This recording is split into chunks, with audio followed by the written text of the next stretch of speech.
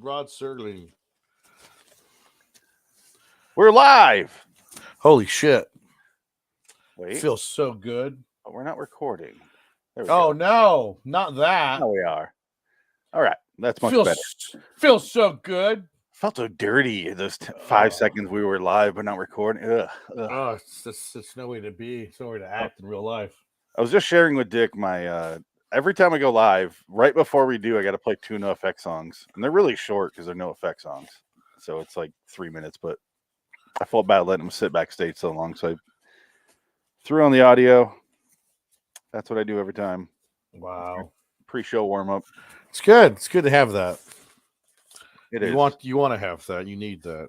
Especially because I spent the last like hour and a half doing all the tedious shit. Yeah, I often do after the show, but I had time beforehand, so yeah. I'm good for February now, though. I saw that. Everything was loaded up on the what do you call it? Oh, the episode schedule. That's it. The whole year. Yeah, we're done with the year. I decided, fuck that. I can't do that with my current life and maintain it. No. I tried. I love the idea of not knowing what we're doing, like Hollywood is Dead. Yeah. But I just can't do it with it. It's, 2 kids, 1 on the way. Yeah, it's kind of rough. I don't know how long you're going to do this show after the 3rd kid comes around. I'll keep doing it. Because your wife is a baby machine. She's a trooper. She's fucking fertile as Hawaii itself.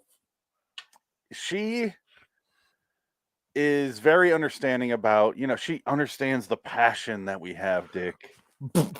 Yeah, that's it. No, she understands that I like doing this. Yeah. Like that's about as far as I'll go with it. Yeah. But let's get to Still. It's a still. Oh, Jesus Christ. It's so big. All right, let's play a theme song. And this is our continuation of the robots. Yes, robots, please. We have 2 more robot episodes. This one, and then the next episode is Uncle Simon. Had a Pyman. Had a hymen? Had a Pyman. Where am I going to buy? That was from Die Hard with Vengeance. His hot chocolate virginity. Hot chocolate in a white China cup. We'll save that. We'll get to that. Yeah. We're doing Steel first. Steel, that's a manly. Lee Marvin Steel. This is a fucking manly episode right here. This is a hunk of an episode. Like a Lee Marvin. You could smell the booze from the fucking episode. Yeah. He's just sweating in this episode, and I don't think it was makeup. He was just sweating because he didn't drink till after the show was shot. This guy right here was sweating from like the glycerin on their face. Yeah. Look at his forehead. There's no sweat. No, yeah. It's fake. But Lee Marvin was just flat out sweating. I guess you want me to go how long without a drink? Fuck you. You know how many episodes of the Midnight Hour I have to write, according to Dick? I'm a sexual predator. All right, let's get to our intro here, the robot one. Here it is. And then we'll talk about Steel. Enclosed is a PDF attachment, a picture of yourself in a boat on a river. It's a river that flows in 2 directions. Make that 3. It's a magic river, that's how. And it's flowing down the Erie Canal to the Scary Door. That's Erie with 2 E's. Bordering in Wonderland, the Twilight Zone review. If only I'd programmed the robot to be more careful what I wish for. Robot, experience this tragic irony for me. No! Sports item, circa 1974. Battling Maxo B2 heavyweight, accompanied by his manager and handler, arrives in Maynard, Kansas, for a scheduled 6-round bout. Maynard. Battling Maxo is a robot, or to be exact, an android. Definition, an automaton resembling a human being. Only these automatons have been permitted in the ring since prize fighting was legally abolished. No cigarette. This is the story of that scheduled 6-round got hot chocolate in a China cup. Specifically, the story of 2 men shortly to face that remains Wrong episode, Rod. that no law can be passed which will abolish cruelty or desperate need, nor for that matter blind animal courage. Location for the facing of said truth, a small smoke-filled arena just this side of the Twilight Zone. I had to pat it out because Lee Marvin. You're interrupting citizens. Welcome to the episode 419, TZ59, 502 Steel, Redux. I'm Phoenix West. Dick Duquette. Welcome, Dick. You said before we went live, I believe it was, you said you've never seen this one? I had not seen this episode ever. I had heard of it. I knew about it. I saw the movie with Hugh Jackman. Yeah, that was real, though. That was the title. That was real done. That was real. It wasn't a bad movie, but it wasn't like visually. It was cool looking, but it's a stupid movie. I mean, you got Evangeline Lilly, who was trying to be a movie star at that time, and didn't quite. She wasn't quite there yet until. What the holy shit has she done to her hair? Oh, what does she look like now? I don't know. Oh my god, have you not seen her fucking mullet? Oh, she got a mullet now. Was it for the movie Quantum of Mullet? Ant-Man and the Wasp, the Quantum of Mullet. Oh, the post. I'll type in Evangeline Lilly mullet. It's gonna show her pussy. Oh my! Oh Jesus God, no! What did Dominic Monaghan do to it? I want to see the picture, the specific picture. So keep talking. Well, still is an interesting episode. I just love how they were wheeling this dummy around on these roller skates. And it's obvious that it's a dummy. And then once they take the tarp off of it, it's a man. But it's like a man with like a mask. Like they put a little rubber mask on him to make him look like just this featureless human being. But he looks like a pugilist. The face is such a pugilist face because it's been punched so many times by metal. And then, poor Lee Marvin, he's playing such a desperate character in this episode. And it's probably one of the best acted Twilight Zone episodes, I think, because Lee Marvin isn't taking it too far, but he's taking it far enough where he's pretty, he's playing a boxer who can't box anymore. So he's probably has all this adrenaline and all this sort of, oh my God. Ooh. This isn't the mullet I was hoping for. Oh. There's one it was behind the scene, or they're doing a commercial, and they're like, hey, go check out this. It's the advertisement for the movie. Like, tickets are available. It was on Facebook, and I took a screenshot, actually. I can send it to you. Wow. But she has a full-on fucking mullet. Wow. I was like, that is awful.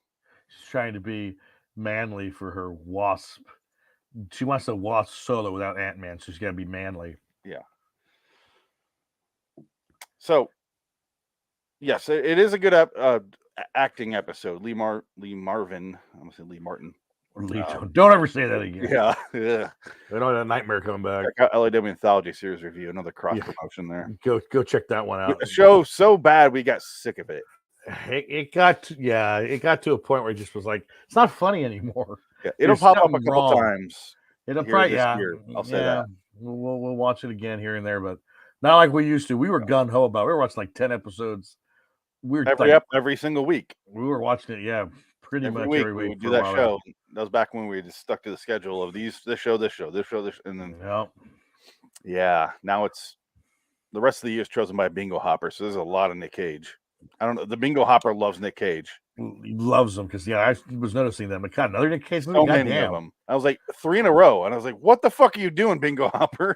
Man, no, actually, it wasn't the bingo hopper. It was the ping pong balls. I was just drunk. Like, oh fuck, Nick Cage again. So you were pulling it subconsciously.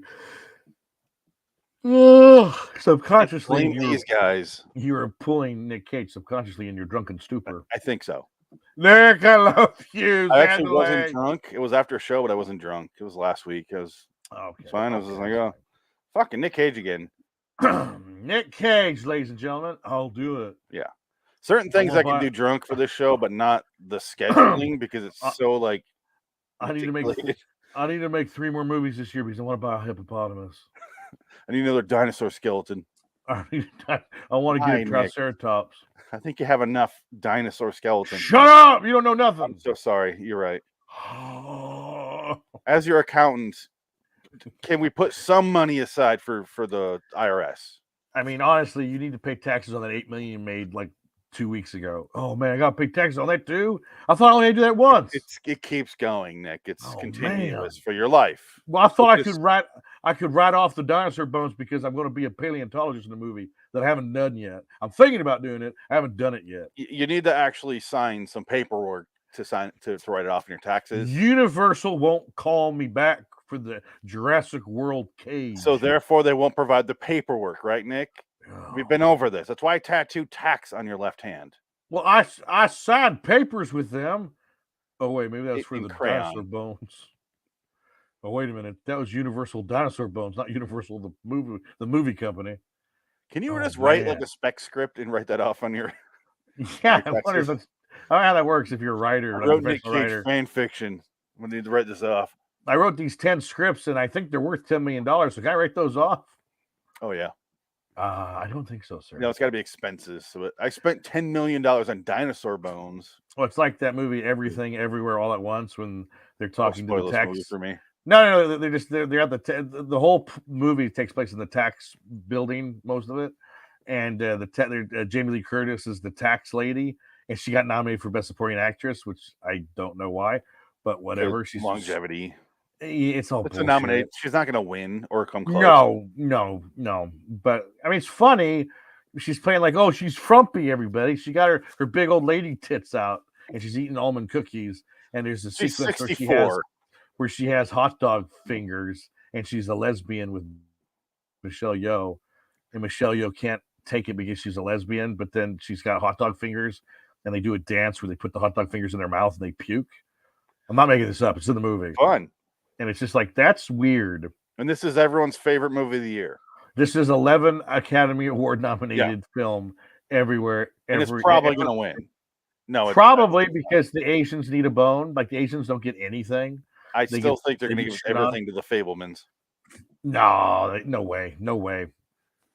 It'll be because the Oscars need to have something where they're already in trouble because they got busted for voting all the black people out this year again.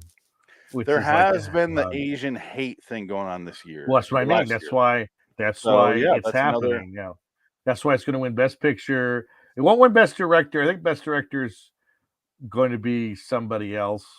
I love that when you talk about the Oscars and who's going to win, you don't think about what's the best movie. No. You think about what are the hot button issues that Hollywood, for some reason, pretends they give a shit about. Well, do you remember what won Best Picture last year? What was the last 2022? That was Nomad. No, that was like 2 years ago. Was that 2 years ago? Okay, so last year that. was. You ain't gonna. You just know you're gonna remember because I didn't. I fucking heard it the other day. I was like, I even sent you a picture of the Oscars, the winners of. I was trying to look. So pathetic. And then I was like, oh, Ben Affleck himself won Best Picture in 2013. I will give you a clue. It was an Apple Plus movie. That's what won Best Picture last year. That's how bad the Oscars are now. I haven't seen the last Apple 7 TV. movies. Oh, there's no point. They're gonna be forgotten. They're gonna be forgotten in a week. Apple TV. I think nobody. Nomad was 2 years ago. Are you serious? That was last year. It was, all right, what won? I don't know. I have no idea. Coda. Oh yeah, the fucking deaf people movie, starring deaf people, about deaf people, and it's about a deaf girl that wants to be a singer. Pig came out last year. Yeah, that got nothing. Just gonna say, way better movie, and it got diddly. Pig was fucking got amazing.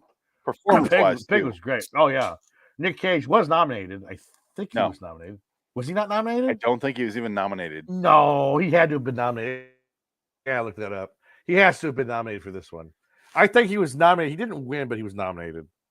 Hold on. Anyway, so Steel. Oscar nominated 2022. Really? You got to do sorry. it. Okay. I'm sorry. So we first talked about this episode on January 28th of 2020.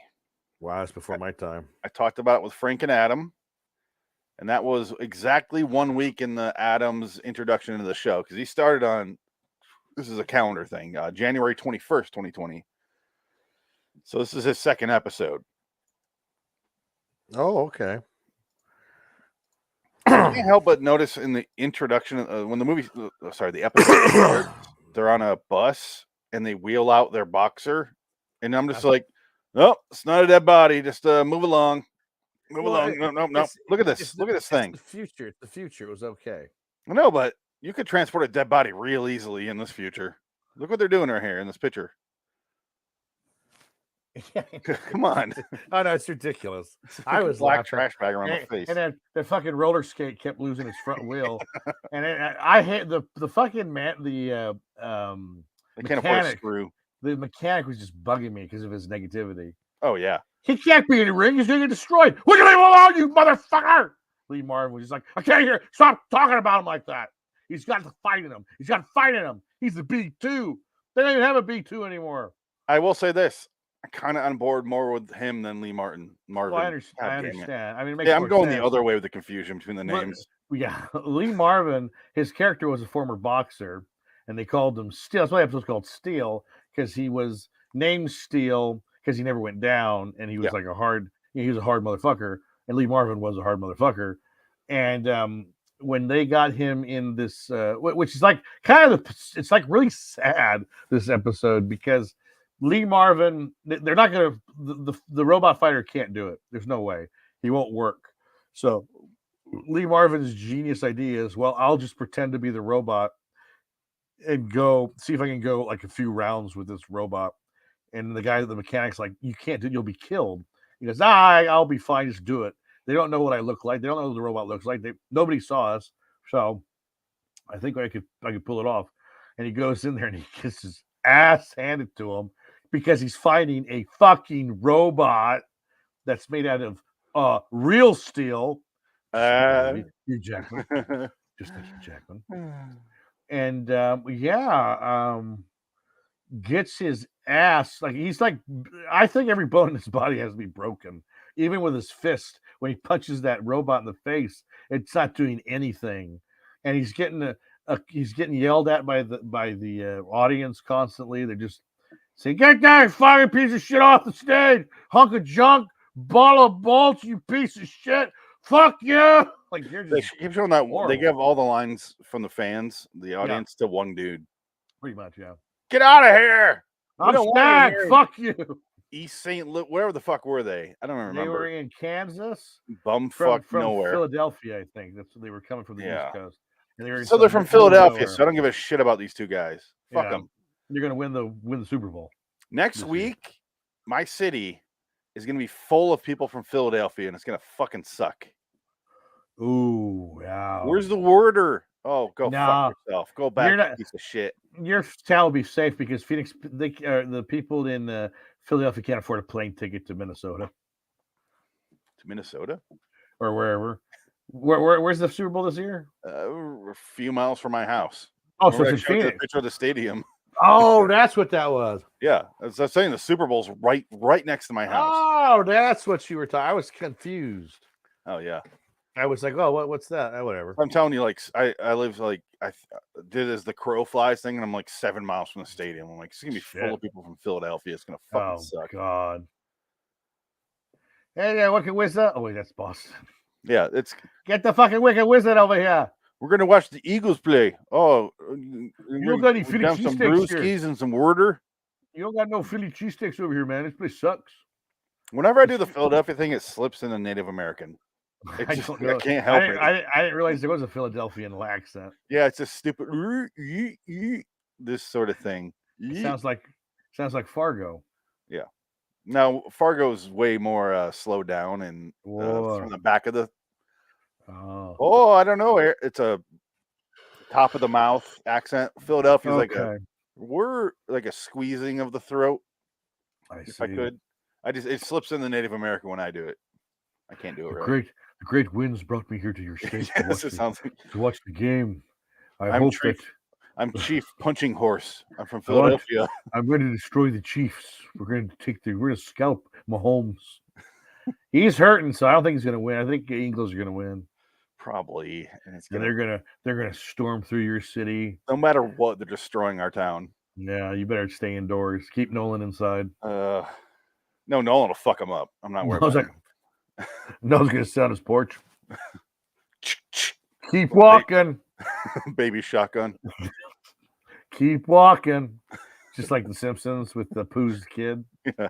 Finally, my chance in the sun to shine. And he pulls out a double barrel shotgun. I did look it up, by the way. Nick Cage was only nominated twice. He won. Yeah, once. He wasn't nominated for Pig. I saw that. Leaving Las Vegas, an adaptation. That's he should have won for adaptation too. That's ridiculous. Yeah, absolutely. That's ridiculous. I mean, it's just that. Who won that year? Russell Crowe. Now 2002 for movies from 2001. Well, it's 2002 because adaptation came out in 2002. 2003, right? so movies from 2002. So that was Yeah. Denzel. Hurricane. No, I think Denzel was 2001. He didn't win for Hurricane. He won for Training Day. So it was 2 years before. before. It was reversed. Yeah, because it was flipped. So it must have been because Gladiator won Best Actor. Russell Crowe won Best Actor for Gladiator, even though he should have won it for The Insider, which is years before. Yeah. So they flipped that. And then Denzel should have won for The Hurricane, but won for Training Day the year after. Because that's what the Oscars do. They flip it. They always get it wrong. They're always a year off or 2 years off. Sorry, man. Here you go. Yeah, it's like, oh yeah, I forgot about you being the better actor and all, Denzel, being the last great movie star that we have, because everyone else is shit. At least they gave Scorsese an Oscar for the movie he deserved it for. They didn't give it to him for fucking Hugo or something. Right. I was almost At least I like Hugo. I still haven't seen it, but Hugo's good. You wouldn't give him the Oscar for Hugo though. No. That's not his genre, and that was a big bomb too. That was expensive. Yeah. That movie was like a $180 million movie, and it did like maybe $20 million bucks. Like it was not. Nobody gave a shit about Hugo. I do have. What's my other note here? Oh, they drank fine quality beer. Did you see that? Yeah, 2 beers. Oh! Lee Marvin was just pouring it down his throat because it was real. It was probably real beer. I'm not drinking that fake shit. I'm Lee Marvin. Look how ridiculous this scene is, and it's for once in the Twilight Zone played as normal. Yeah. After the fight. You don't see the people being like, no. Now the futuristic calendar that said 1975 or it's 72 or there was. It was probably the same calendar just crossed over and they printed and pasted it on top of the one from 100 yards over the rim. I like the idea that boxing is illegal now with humans, so you have to have robots, and the robots have evolved so fast that they're already on like level 7 models fighting in the boxing ring, which is interesting. That would be. I mean, if you had the patience and the skill and the talent to write a movie about that, but like never show an actual fight. Like you show like the politics of it and the gambling aspect of it. That'd be kind of interesting, but no one's ever going to do that. I'm sure someone's written a short story about it in some weird science magazine from 1952. But speaking of Nick Cage, the boxing scenes kind of remind me of like shitty Snake Eyes. Yeah. Bring the pain. Yeah, there's no Carla. I'm Ricky. Oh man. There's none of that. There's no murders during it, no cover-ups, no double crossings. But Carla Gugino in a bra with blood on her titty. Mm-hmm. And that poor guy who was in a bunch of stuff in the 90s and never again. Kevin Dunn? No, the other guy that she goes in the hotel room with, that really chunky dude with the box glasses. Oh, God. Oh, that guy. Yeah, the guy from Malcolm in the Middle. Yeah, you know what I'm talking about. I think he made Malcolm in the Middle money, so he was fine. He was on that show for the whole run, so he probably got paid pretty well on that. And he was just like, I'm done. I don't got to be. They're never going to find out that I was a extra fucker or I was some kind of weird sexual deviant, because he probably matches that description, even though he's probably a wonderfully nice man. What did you expect? Yeah. I want to see you. I want to see your pussy. You sound like a Bond villain. What a weirdo. Hello, Mr. Bond. Would you like to see a pussy? But comes like, I don't want to see. I don't want anyone to see me say it. So he covers his mouth. Pussy. I'm going to put my finger in your butthole. And he just laughs. He does it wrong. I'm going to shove my dick inside you. Pussy. It's your taint. I can't find it. This is weird. All right, so my God. It's a really simple storyline that how do we talk about this for any real extended period of time? Because it's very short because he gets to the fight. The fighter, he talks to the guy counting the money. They go, yeah, just be there. It's 9 o'clock, fight, and then you're done. That's it. And we'll pay you after the fight. $500. If you give me a fight, that's worth it. Yeah. Now I think they get half of it, don't they? They don't even get none, I think. No, they get paid, but they only get paid half. Because they didn't even go full round. So I gotta admit, this week when I watched the episodes, I was kind of tuned out because I've already seen them. And well, yeah, I mean, it's pretty much they didn't go full 6 rounds, so you didn't get the full money they because didn't it did make the say first 6 rounds. round. Well, yeah, that's what I mean. Barely made the first round because he's a fucking human being Yeah, being pummeled by a robot, like Ruby.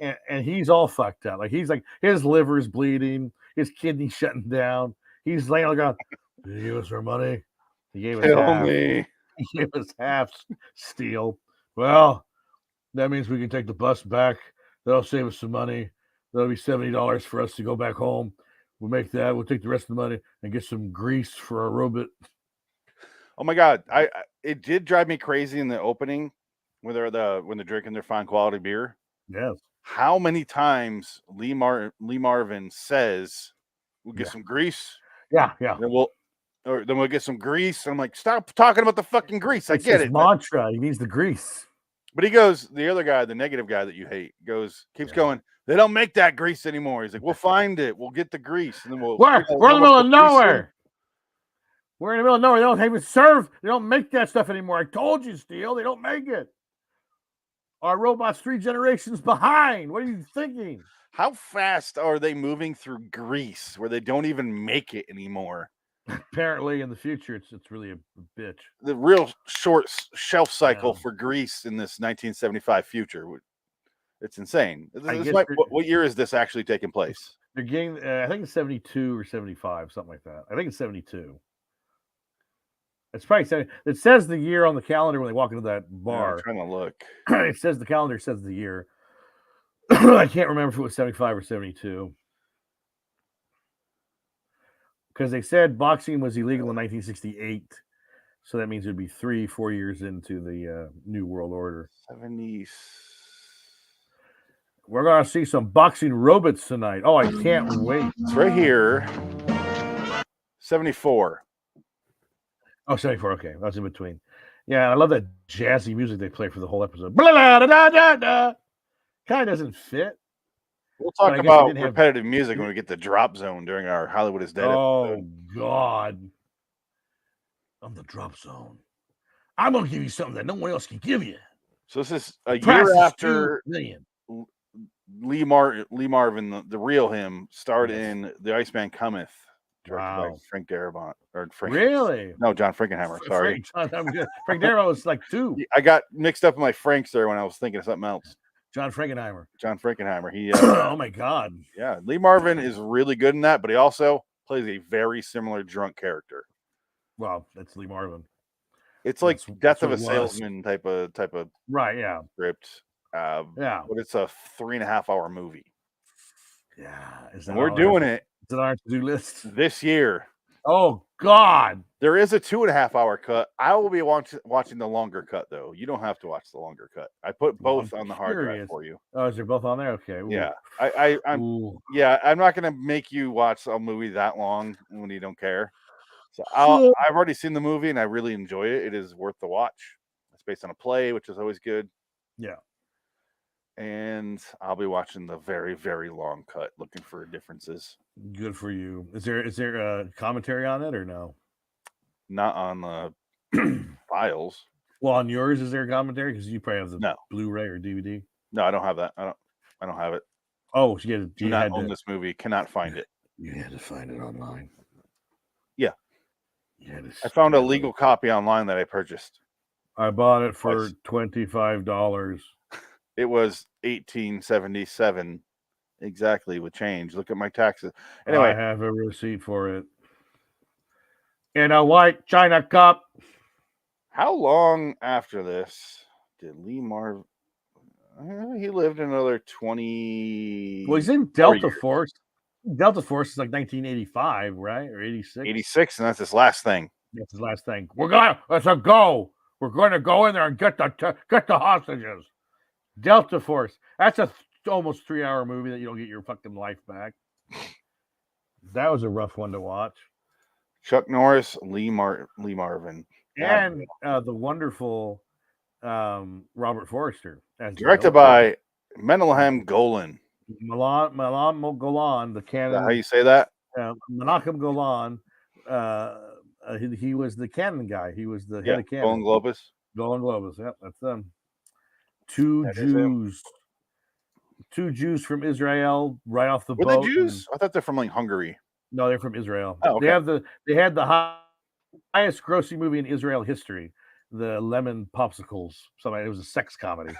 It's a teen sex romp, and it made like $40 million, and it was the highest grossing Israeli movie ever.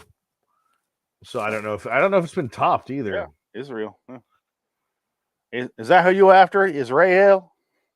Israel. Oh, small world. That's a movie I would love to discuss solely for Chris Pine in that movie because I didn't know it was Chris Pine until like last year. Yeah, I know, right? I was like, holy, that was Chris fucking Pine? Chris Pine's a chameleon. A decade now. I had no idea that was Chris Pine. I'm going to be Captain Kirk soon. I'll really throw you off. It really was like, never do it again. What? I was like, no, that guy. Oh, I know you're saying that's Chris Pine. That's not Chris Pine. And I watched the movie again. I'm like, that's fucking Chris Pine. Holy shit. Yeah. Like he does I was like, that guy's an amazing actor. If he pulled one over on me, that's incredible. That was back in 2007 or 2006. I think it was 2007. Well, I think it came out, yeah. Somewhere in there, yeah. Somewhere around there, January 27th. I remember, and that was our Christmas movie at the ArcLight for the Christmas party for the employees. Was Smoking Aces was our premiere. We got to see like a week earlier or something like that. Yeah, that's kind of funny. It was fun. It was enjoyable. I like Smoking Aces. Smoking Aces is fun. It's a movie I love more than I should, but I don't think it's amazing. I just think it's a fun movie. It's a fun movie. I like Joe Carnahan. It's not. Carnahan's awesome. I love Carnahan. I like Carnahan. But Narc is a movie that's underrated. Yeah, Narc is very good. Yeah, fucking solid. That needs to be appreciated. But Smoking Aces is just fun. I just think it's funny that Joe Carnahan has like that career just off of Narc. January 26, 2007. Wow. Just off of Narc, he was able to sort of like almost make a bunch of movies for a bunch of money, but never make the movie. The movies never happened. So I think he probably got fired. So he still made money. Oh, yeah. So he probably made millions of dollars never making a movie. Kind of like Mark Romanek. Like Mark Romanek used to be attached to everything. And then like everything just kind of fell apart last second and he'd always drop out. So, and then for some reason, but he doesn't. He's a good director. It's just he never makes a movie. You get paid for the development periods, depending on the studio. Sure. Depends if they're biting your hook or not. Carnahan was going to do Mission Impossible 3 for the longest time with Frank Darabont writing the script. So that would have been awesome. And that just all fell apart last second. And it went to fucking. And then J.J. Abrams and Orsi and Kurtzman. It's fine. It's fine. It's not a bad movie. No, I like Mission Impossible 3. Phil Seymour Hoffman's really good in that movie. Yeah, and I want to hurt you. on them for hiring him, which I can't believe they did. You got a wife? You got a girlfriend? I'm going to find her. I want to hurt her. Remember, he shoots Ethan, but it's not really Ethan. No, it's masks. Lots of masks. Lots of masks. And then Carrie Russell gets her eye blown up. Ethan. Yeah. He's got that big clouded eye. And then he forgets her immediately. Of course. Well, that's his little sister. And then she shows up years later in Rise of Skywalker where she got paid $20 million to not show her face. And I think J.J. Abrams and her were like, hey, what if I can get you a job that pays you $8 million? See if we can get away with it. See if we can get away with it. Okay. And hold on. It's just going to be your voice talking about coins or some shit. We're establishing coins in this universe now. Let's see if we can get away with it. An imperial coin to get you off the planet. Because that exists now. We've never heard of imperial coins. Palpatine's back. Fuck you. You ruined those movies. Real quick on Carnahan. Poor Daisy Ridley. Watched Narc when it came out. Fucking loved it. He did one of those shorts on what was it, BMW series? Because I only watched those because John Frankenheimer did one. Yep. But Carnahan's was really good. Tony Scott did one. John Frankenheimer did one. I think what's his name? The Face Off director. John Woo. John Woo did one. I think John Woo did one. Sounds like it, but I'm sure. And then he did Smoking Aces, which is I love that movie. Fun movie. I would never recommend it to someone unless they're like into just fun movies, I wouldn't be like, oh, you should check out Smoking Aces. It's a real slim. It's a smart movie because it's so deep. And then he did the A-Team, which that was his I need money now for this. Yeah, I hated the A-Team. I did not enjoy that movie. Yeah, I watched it and I was like, I didn't like it. I need to rewatch it, but I didn't like it because it's so annoying. The first like 10 minutes of the A Team is like 3 movies in one, where they all come together and they just magically meet. And it was like, this is annoying. I don't like this. This is like Liam Neeson needs to save Face, who's Bradley Cooper, and they have to get a guy who could fly an airplane or a helicopter, and there happens to be a mental institution down the road, and that's where Mad Murdock is, and then the driver of the van is Mr. T, but it's not. It's B.J. Baracus or B.A. Baracus. B.A. Baracus, yeah. The guy, the UFC fighter never went anywhere after that movie. Yeah, well, he went in the UFC. He Well, retired. he was still fighting, but he didn't go back to movies, which he should be going. If he was going to be, he said he's going to be the biggest star on the planet, and just like did not happen. Then he lost his belt to Forrest Whitaker, and then never came. Oh yeah, Ghost Dog. It was great movie. Then he did a movie that I was like, "Fuck that," The Gray. The Gray. But then I watched it, and I go, good. I really love that movie. The Gray's a fucking solid movie. I didn't know I was gonna like tear up in that movie. Did you watch it all the way to the end for the end credit scene? Yeah, where he hugs the wolf. Where he's hugging the wolf's breathing, and they're hugging each other. I think he made love to it. No, he's just on his. He's just on his laying on it. It's his head. You think Liam Neeson's alive, but it's just the wolf breathing. But yeah, I need to watch that one again. I've only saw it once in theaters. I never really watched it again. But I watched it. I was like, "Holy shit! Like, how do you make a movie about wolves interesting?" And Frank Grillo was in it. It's all about like, even if you're past the point of like, I don't give a shit what happens to me. Fuck this. Like, there's still, I don't know. It was just a sweet movie that I didn't expect, and I don't like Liam Neeson that much. I love Liam Neeson. It's just I don't like him now. He's becoming he's becoming Bruce Willis. He's becoming right after Taken and then Taken 2, and I was like, "Fuck." I watched this after Taken 2 came out, or maybe Taken 3. I watched it way later. Garbage, yeah. But I was like, "All right, I'm done with him. I don't need to see him again." And I watched it. I was like, "Ah, damn, that was a good movie." Yeah, The Gray was good, but then it's like about survival and the will to live. He does better than The Revenant. He does a few. Yeah, Revenant is so overrated. The Revenant is not that good. I did not like The Revenant. I don't care if DiCaprio. Oh, he ate a liver. Like I don't fucking care. Great. I'm a vegetarian. No, you're not. You're fatty. Leonardo DiCaprio's fat. Like you can see him eating takeout 10,000 times by. He eats McDonald's. He's getting his 24-year-old pussy. He's eating his McDonald's, loving the dreaming, having the life, living the life. I mean, he loves it, and good for him. I love DiCaprio. I think he did it right. He's boned every hot chick in the world, and he's like not even that. He's a schlub. He's a schlubby guy. He don't work out. He'll smoke cigarettes and lose weight, I guess maybe. There's only one movie where he looks like he's appropriate weight, like healthy weight, and that's The Departed. And that's what because he's playing someone who's like losing weight because he's so stressed out because he's undercover and it works there. Yeah. And I agree with you. I actually really do enjoy DiCaprio. I want some fucking pills. I'm having anxiety. I can't go outside. Speaking of Apple TV, their new movie, Scorsese's new movie with him, DiCaprio and De Niro is coming to Apple TV. God, well, De Niro, I'm not interested. I wouldn't watch any De Niro movie now. I could give a shit about. But why does Scorsese have to wait so long to do this sort of stuff? Because this would have been nice like 5-6 years ago. I think it's money. They're just trying to get money together, and they don't need money.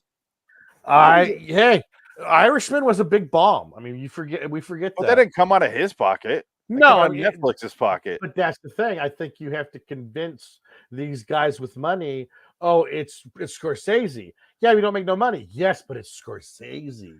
They're not looking for movie. Yeah, but the streaming services, when they have big names, they're not looking for money. They're looking for, this is something we can have just on our platform. Right, yeah. And it's like exclusive. Who cares if it's shitty? But did you watch The Irishman? Yeah, I liked it. It's good. It's good. But again, I don't like old man De Niro with a young face kicking a guy. Actors. Just cast different actors. Just stupid. At least Yellowstone, they do a thing where they have you got Kevin Costner and he's 65 or however old Kevin Costner is, 64 or something like that, close to that. Right. Then they cut back to flashbacks from his kid's childhood, and he's played by Josh Lucas. Oh, really? That's how that works? And you're like, That makes sense. Oh, I didn't know that. Completely different actor. Wow, yeah, I did not know that. Josh Lucas is working. Oh, good for him. I haven't seen him in anything in 20 years. Poseidon was like the last thing I remember Josh Lucas from, and Home Depot commercials. Like that was it. That's all he had for like the last 15 years. I like Josh Lucas. He's fine. He's serviceable. Yeah, he's good. Yeah, he's fine. He was also in that. Wasn't he in the Purge, the Forever Purge? I don't know. I didn't see that. I don't watch Purge movies. I saw the first Purge. That's why I have this. They're not good. No, no. It's just you know how you like Paranormal Activity movies. I don't. I like the first one, and that's but I can't even get the first one. I fucking hate the first one. I'll say that I appreciate the first one. I liked what they did with it, with the whole ad campaign and how they sold it. I thought that was genius. The marketing was genius. That's what I like mostly. I like the behind the scenes concept. The movie itself is meh. And I feel bad for the two actors because they were the hottest thing for like 2 days, and they're on the cover of like Entertainment Weekly and all these magazines, and then you never saw them again. It's like the girl that played Katie, the girl who played Kate was just—they're not good actors. So it's like you're not going to get a job after this movie. Katie was good. She was okay. No, she in the second one. She was second okay. or third one where she shows up at the end. I was like, yeah, she's fun. Third one or fourth one. Here's the problem. She shows up in the fourth. The movies fucking suck. There's no acting involved, so her okayness was like, oh, she's good. I'll say Paranormal Activity 3 is actually is decent. That one's better. I hate Paranormal Activity 2. Paranormal Activity 4 I've seen. Is that the one with the girl? That's the girl on the laptop. Yeah, I saw that one. I didn't see the Ghost Dimension. I didn't see Ghost the Dimension's more interesting than most. Right. Of them. I want to see. I should watch the Ghost Dimension. Marked ones I kind of want to see because that's its own. They made that movie for the Mexican market. Is that the new one? That was the old one. That was like the first original Paranormal. But I don't think it did that well. Okay, which is funny. The Mexican one is the one I'm talking about. Where I said that one's actually more interesting than the rest. Oh, okay, is that the one you're thinking of? Okay, yeah. The marked ones is the What's Mexican the new one called? The brand new one. Ghost Dimension. Okay, that one fucking sucks. Was the last one. That was the last. It was so bland. I have 6. Yeah. Zero memory. Oh no. I'm sorry. There's another one that's new. That's about her going to the campers. She's going to the Society of Witches or something. We're not even talking about Steel anymore. There's no point. Next of Kin, the new one. Yes, that's what it's called. Years ago, that one was so fucking bland. With Patrick Swayze and Liam Neeson. Next of Kin. Emily Batter. Emily Batter. Didn't know her right now. Man, I remember nothing from this. I didn't see that one. I saw the ad. Oh, she's doing the documentary. I remember that. Yeah, it's just on Paramount Plus. Right, yeah, Paramount Plus has them all because it's Paramount. Yeah, Paramount Plus, the worst streaming service ever. I hate it. It glitches on me. I don't know what your problem is with that. You know why? Because it knows I'm not you. That's why. Delete it off your fucking thing, your PlayStation, and re-download it. No. Just do it. I'll deal with the glitches. It's fine. It works for a minute. Stop bitching about it. It's not Paramount. I can't do that. I can't stop bitching about things that don't matter. That's what makes me an American. Let's finish this. All right. We're at 40 some minutes. Well, no, because still he gets the shit kicked out of him. This is a Hollywood is Dead episode. That's the episode. That's it. And Lee Marvin is like, we're gonna get him next time. And he's fucking dying because he got the shit kicked out of him by a robot. And that's the episode. It's done. And he's so desperate. He's like, instead of, because he starts checking on, puts a blanket under his head, and he's like, are you okay? And he's like, go get the money. Go get the money. Money. Just fuck off and go get the money. My blood is coming out. Make this worth it for me. Go get the money, please. And he's like, he comes back defeated. They said if we didn't do the full fight, they're not going to pay us. So we got half. That's what you say. We got half of it. I'll trust you on that. I have no memory of it. This whole ending, I just drifted away. But it's good. I give it an 8. I think it's just classic. Give it a 7. A late episode Twilight Zone, one of the last season. I'm not going to go 8. There's not enough going on for me. Really? Okay, I'll go. Okay, 7's good. Let's go 7. If it had the extra element, it's missing one of those extra. You know what I mean? Right. Yeah. It's just kind of like he fights and it's over, and you're like, Do you think you would have liked it better if he would have won the fight and it showed you that humans could be fighters against robots? No, I think I would have hated it more. Really? I like the downbeat ending. Okay. Literally downbeat. Oh, it's He's downbeat. on the ground. His kidneys are shutting down. His lungs are filling with blood. Oh yeah, he's gonna die. The real story of this is he's gonna die on that floor. I think my rib is poking into my lung. Fucking robot. God damn it. Give me booze. Give me some fine quality beer. You need to give me some Everclear. This is our first episode of the robot series that we're doing. That the robot wasn't, as far as we know, it was not built in a basement. This is true. These are all factory built robots. All of them. Every episode of the robots that we did, considering last time we talked about Twilight Zone to today, all in the basement. Yes. This one, not so much. It could have been. We just don't have verification. The next episode is the basement. And no mannish women in this episode with robots. No, we'll get to that women at all. We'll get to that next. We will get to that here. You frumpy bitch, get me my slippers and close the drapes. You foul-smelling cunt. Hot chocolate. You foul-smelling cow of a woman who can't get wet in her uterus to save her life. You're old and decrepit, Susan, or whatever her name was. Arthur. I don't remember her name. I can't remember. We'll get to that in a moment. But let's call this an end. Let's get out of here. Yes, let's play Rod. Twist deal. Portrait of a losing side. Proof positive that you can't outpunch machinery. Proof also of something else. Poof. That no matter what the future brings, man's capacity to rise to the occasion will remain unaltered. Look what I'm drinking. His potential for tenacity and optimism continues as always. To outfight, outpoint, and outlive any and all changes made by his society. For which 3 cheers and a unanimous decision rendered from the Twilight Zone. Until next time, in the meantime, I'm Phoenix West.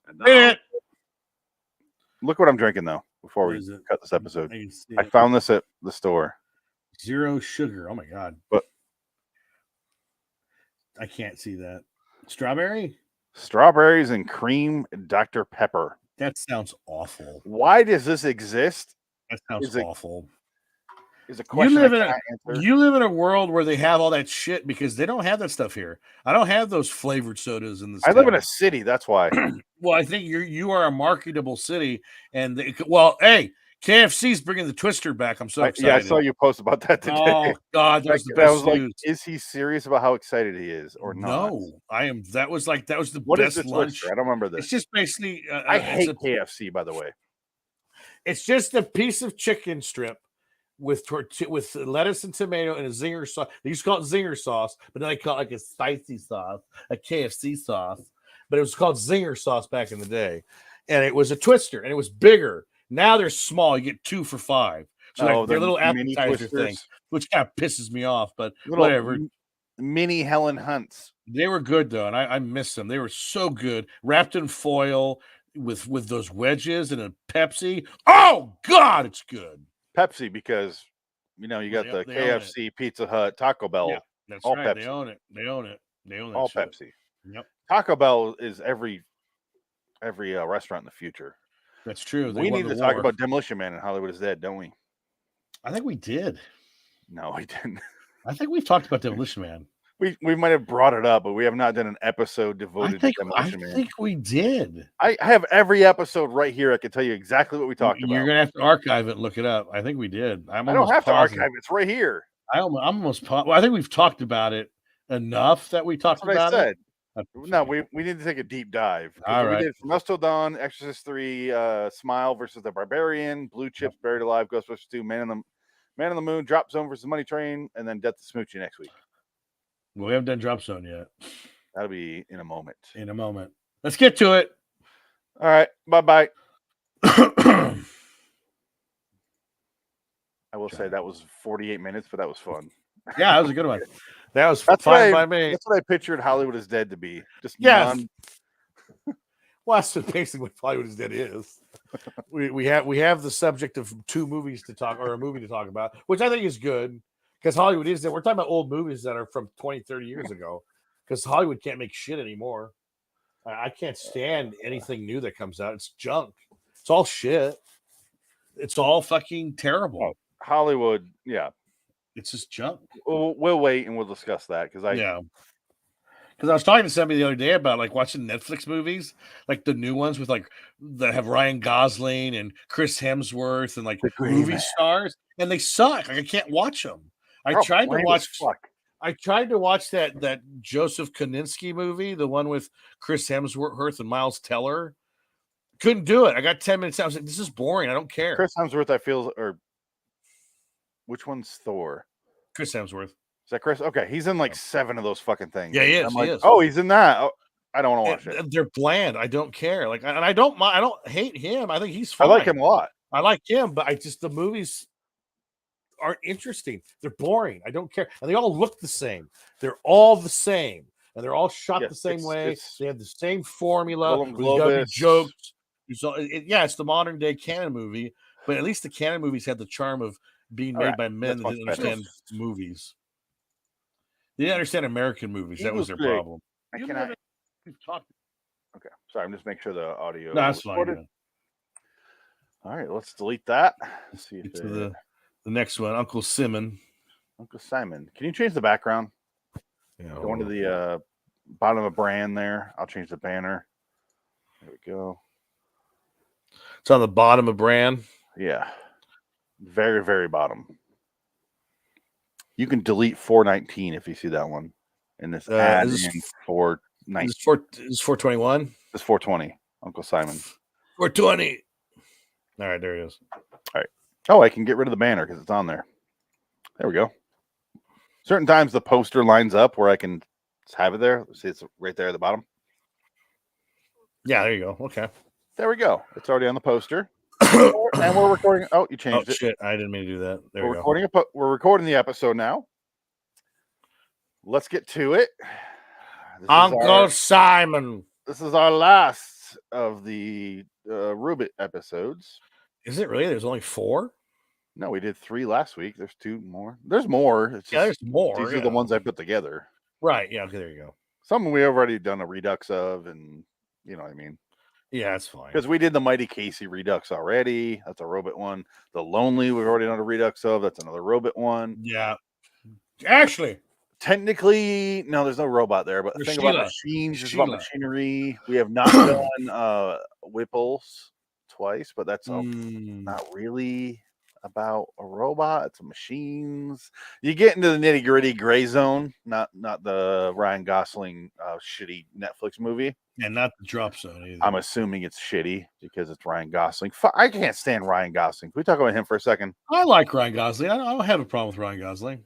I liked him in Are You Afraid of the Dark? And then after that, really nothing else. One of the funniest moments in my real life in Hollywood was going to the Village Idiot on Melrose, and it was a jamming bar, and we were sitting outside, and a guy came out of a cab, and there's a giant window, and usually celebrities were in Village Idiot sometimes. The guy comes out of the car and goes, "What's up, bros? Yeah. And all of a sudden he looks in the mirror, he looks at the window and goes, "Is that fucking Ryan Gosling?" It's like, oh my God, this is amazing. This guy's really excited for seeing Ryan Gosling. You know what I love about Hollywood? Here's Hollywood in a nutshell. living there, not just visiting. Right, yeah. Every other story you can tell is first story, got assaulted by a crazy man or saw this homeless man punch this guy. Next story, same story. And then Ryan Gosling showed up on a horse. Like those are the 2 stories. Yep, pretty much. And you're like, that one sounds fun, but that first one, not so much. Maybe fuck LA. Oh, Ryan Gosling showed up on a horse, you say.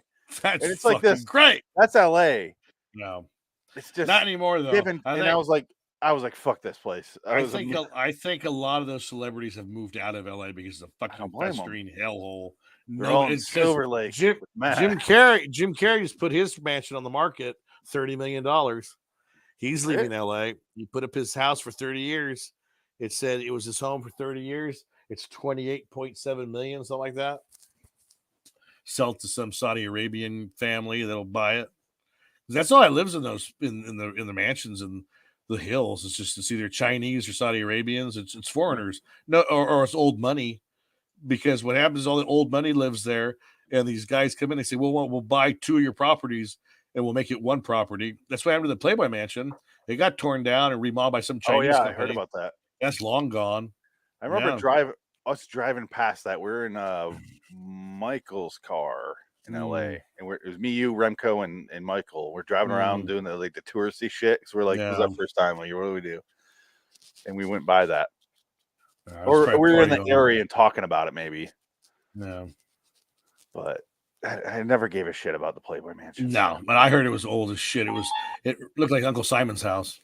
It did. It was all old and gross, and all the curtains. It just sounds like it's a cum encrusted no man's land that I want no part of. Lots of Vaseline and baby oil. It's gonna be like all iced tea, 30-year-old cum, and you got like Axl Rose fucked a prostitute right here. Wow! Like I don't want. You want to go in the hot tub with these ladies? Fuck no. No, because I will die. No. My skin will melt. It'll be like the fucking. Is that how Tommy Lee got hepatitis? No, thank you. Yeah, he has a giant dick, but what's the use if it's rotting? Yeah, it's like when you're a kid and you're like, I have a 14-foot dick. You're like, I cannot use this then. No, it's terrible. You won't get hard. Yeah, so Tommy Lee's like that, but now he has hepatitis C. I think he had. What are you gonna do with that thing? Nobody. Congratulations, you can drive a boat, steer a boat with your cock, but that's about it. I mean, okay, thank you for sharing. I can put 1/4 of this inside a woman. The rest will kill her or ruin her ability to have babies in the future. Most women can't take me. I'm gonna shove her uterus right out her mouth. I'm gonna prolapse. I'm gonna prolapse her lungs. Jesus. Give her the whole body. Ugh, I'm fine. Like that's the thing about like porno ruins children.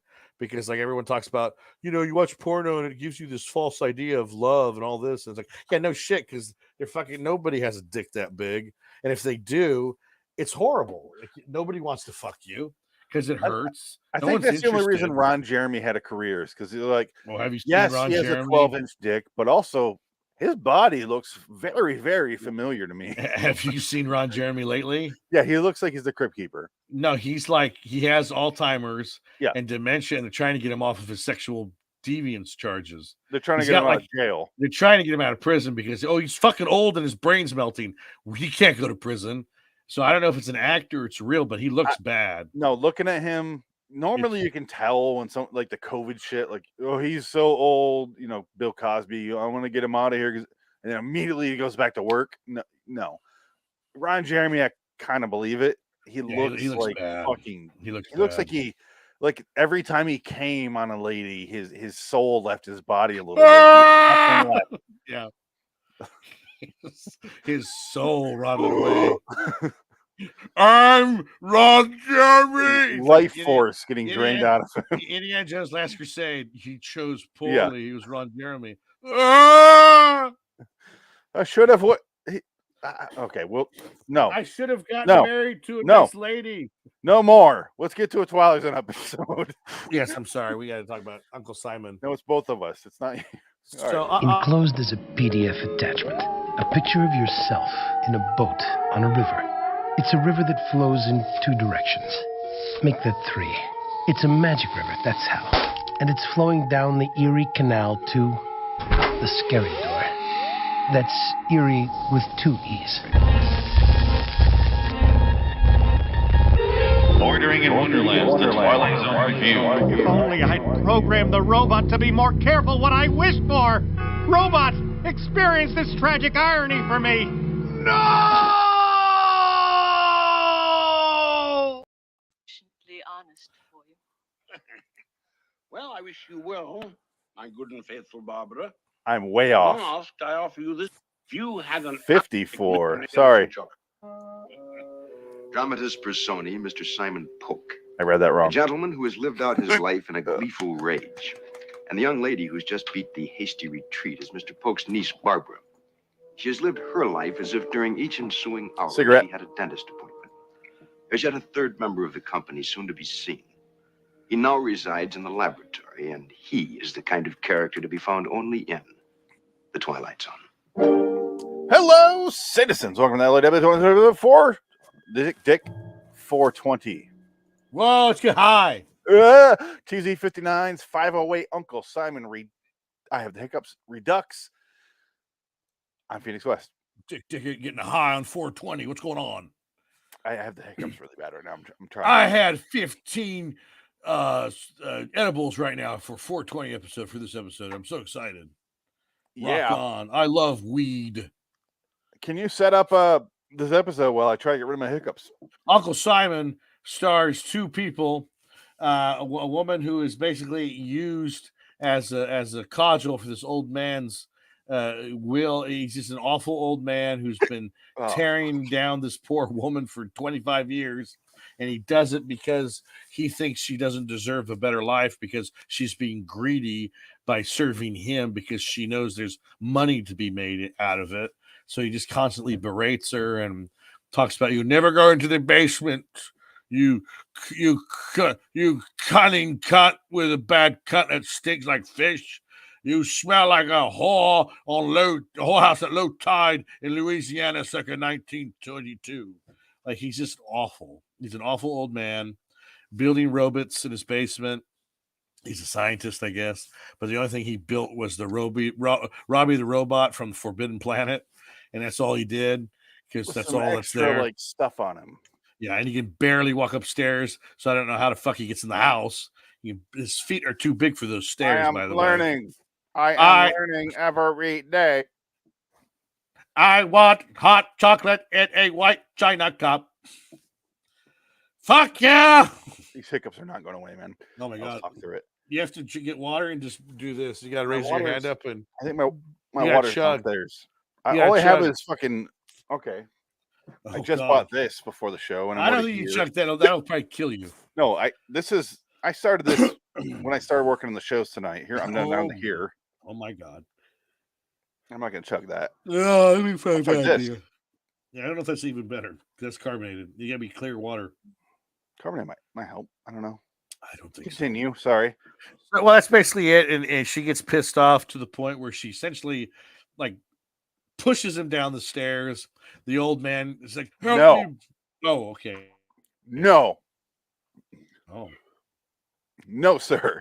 Oh, man. It made it so much worse. Well, there goes that. That is where I take offense. I was in the position you were the first time we did this, which was on 4/28/2020. When I did this with Frank and Adam. Uh-huh. I was in the position you were, which is she shoved him. But upon rewatching, had that in my mind from 2 years ago, I was like, oh, she didn't shove him. And I'll show exactly what I'm talking about.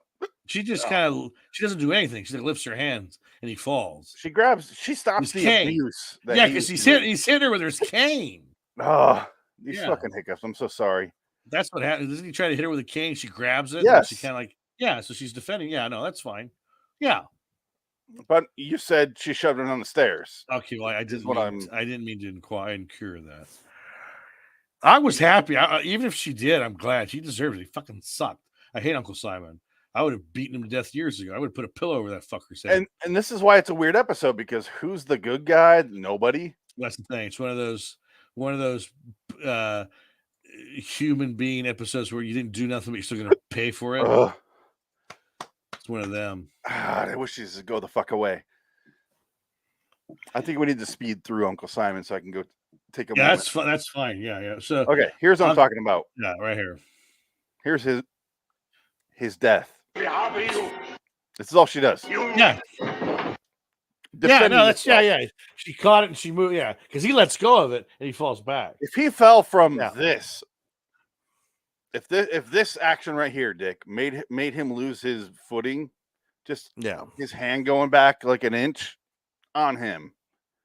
Maybe don't start a fight on the stairs if you're that decrepit and frail. On you, bro. Oh, man. What's funny? Okay, so here's some trivia for this episode. Apparently, this was the 1 week before one of the biggest events in American history happened: the assassination of JFK. Oh yeah, this was October 4th, 1963. Oh well, it says here it's November 3rd or November 22nd. No.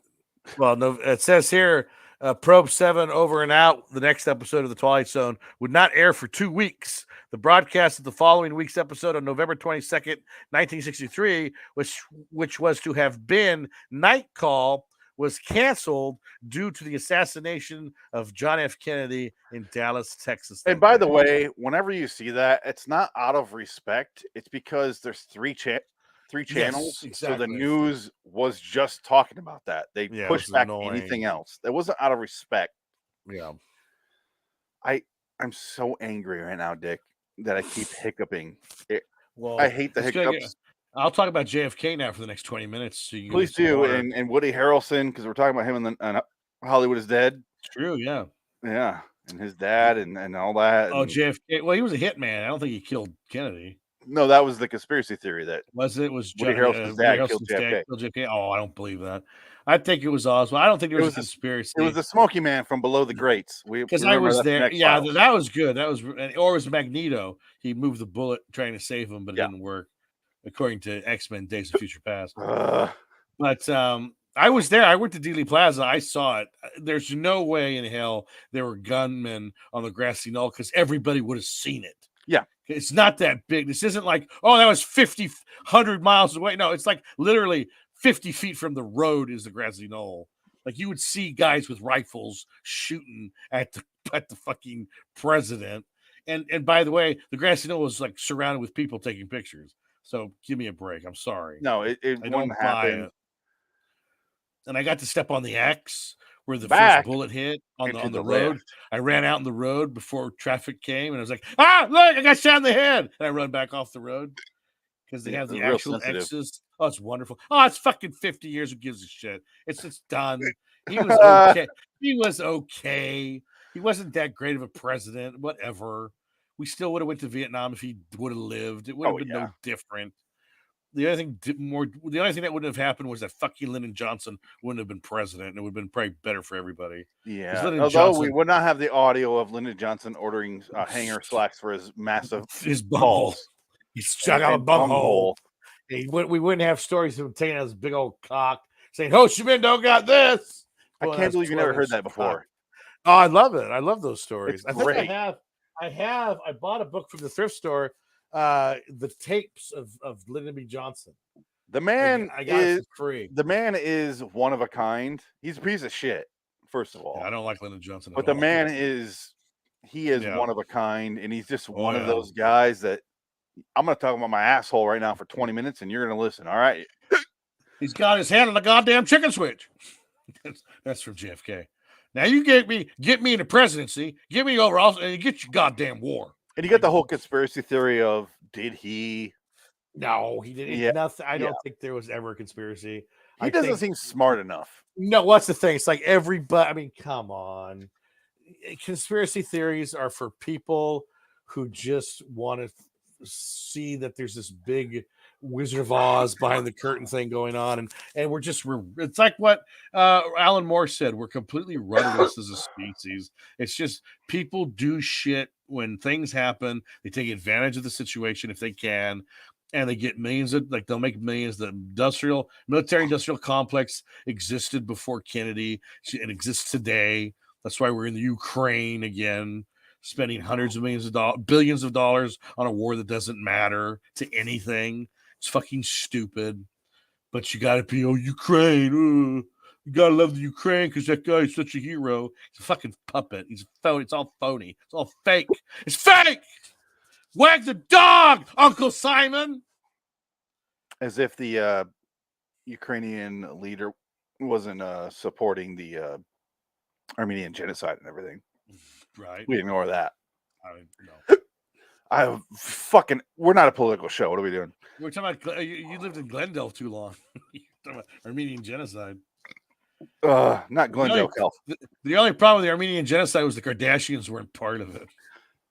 That's the sin of the Armenian genocide. Fair enough.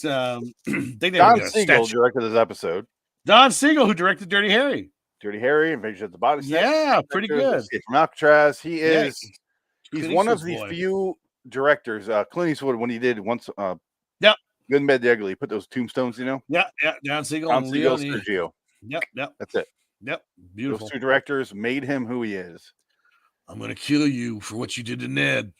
Oh, sorry, it was Unforgiven. I gotta watch Unforgiven again. I haven't watched that in a long time. I need to watch that one again. Oh, really? It's been probably about a couple of years. I need to rewatch that one. That's a good one. It's a movie I'll check in on like every. Yeah, I'd say 5 years. Yeah, I think that's fair. 5 years, because I love watching Clint Eastwood just throughout the movie because he gets really sick and he gets saved by the woman from The Crow.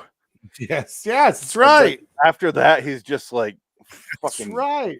ruthless. And they tried to do that with The Old Way, that Nick Cage movie we did last week. Yes, you saw that. Failed miserably. Oh, I keep forgetting you skipped that. I didn't want to pay $20. I'm sorry. I don't blame you. No, I said I would stream it to you for free. I know, but I was just like, I didn't want to. It's just whatever. I felt better doing what we did. Reason I bring up Don Siegel, it's one of the. It's not a well-directed episode by his standards. Right.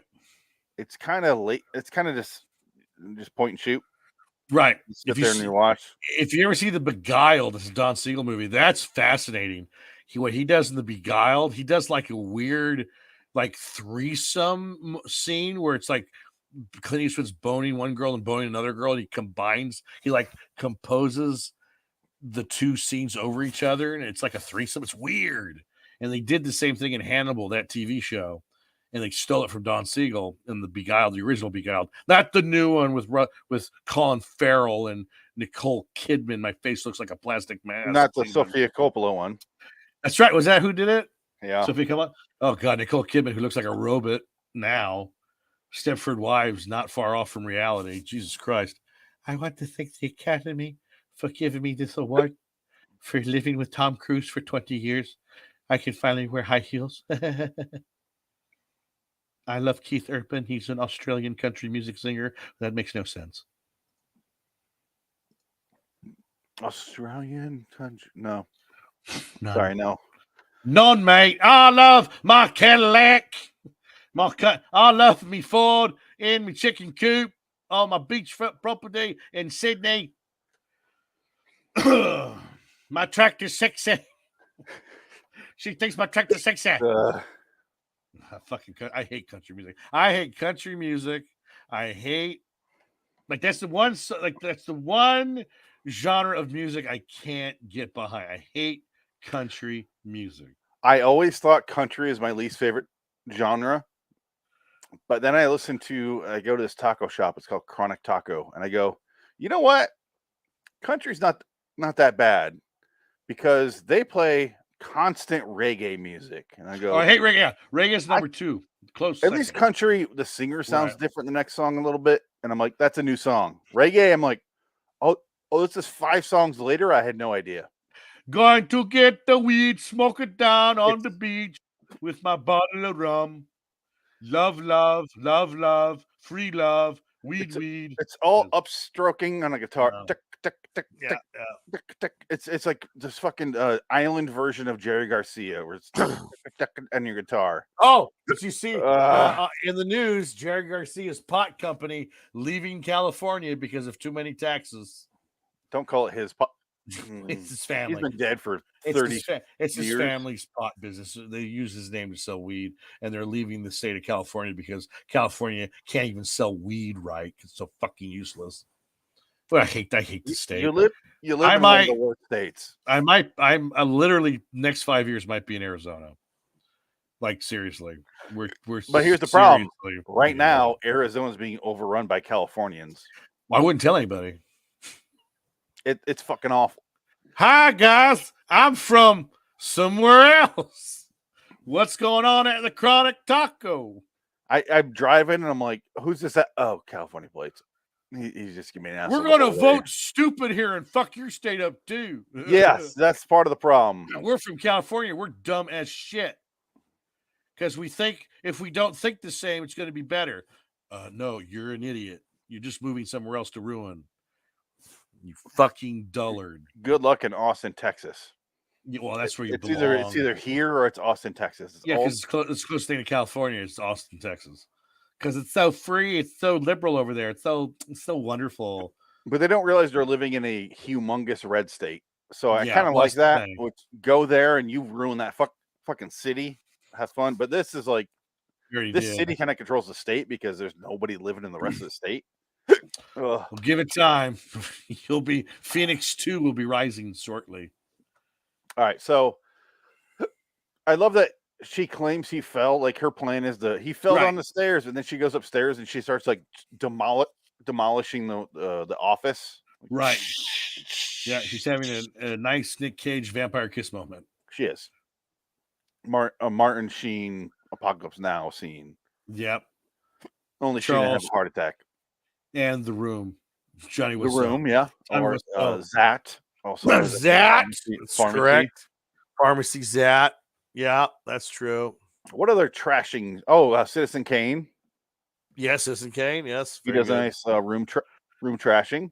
Room trashing is either really cool looking or really pathetic. Yes, depending on how you do it. Yep.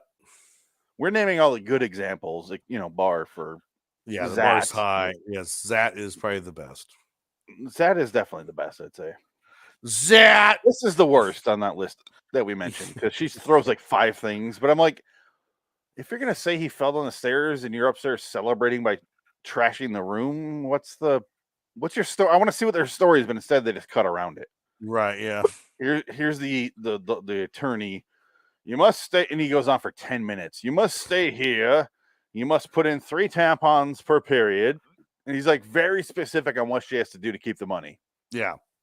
He's so many stipulations to keep his money. How much money is it? We don't know. We're never told, I mean, not that it would matter, but I could do the inflation adjustment and do the calls from St. Louis to Ohio that I normally do for the old show. Yes, very good. But I couldn't do it here. They didn't give a number. No, they did not. They do. She has to stay there and take care of his experiments, which is they go downstairs and by opening the door, you have activated me. I am still learning. And he comes out. It's Robbie the Robot.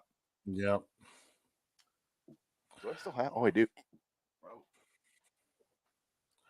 Robbie the Robot. I don't have Leslie Nielsen. Robbie, but I have Lost in Space Robot here, which is really cool. Robot. Oh, the battery's dead. That's Lost in Space Robot. That's what I said. Yeah. It's one of the robots I have. There's a Robbie. There's a nice Robbie the Robot they made. Used to be at Walmart. I should have bought one when they were on self clearance. It was like $10, but it's like, why the fuck do I need that in my life? I got enough shit. I was buying fucking. Oh god, I bought Mexican bootlegs the other day on eBay for like cheap because they were auctioned. So I got them for like $20, and they go for way more than that. So I was like, oh shit, why did I do that? You seem to they're have, like, neat. It's cool. It's a nice piece for like a collection. And I have my fucking collector room, which one day I'll do a tour of maybe for the channel. Please do. I could. Yeah, it's a good idea. Maybe I'll do that. I'll send it to you. You can put it up. Yeah, I gladly will. And then you guys show your Ghostbuster stuff. Yeah, it's the only problem you need more like glass shelves and just load it up with all your stuff. I don't have any glass shelves. I don't want them. Well, they used to be pretty good at IKEA. They fucking jumped in price. They used to be fucking like $70. Now they're $110 because of fucking Biden. Jesus Christ, they shot up so high now. I couldn't believe it. Because I bought mine before they went up in value and price, so I got mine before that. So I lucked out. I got 5 of them for my collector room. That's what's nice about living in a 3-bedroom house by yourself. You can have one room dedicated to your collectibles. My other bedroom's the crying room. The other bedroom's this library where I come in and I fucking beat myself with chains. It's a masturbation lounge. It's the red room. Yeah. Exactly right. It's red back here. I go in that room. I'm like, oh, it's full of Ghostbuster stuff. That's fun.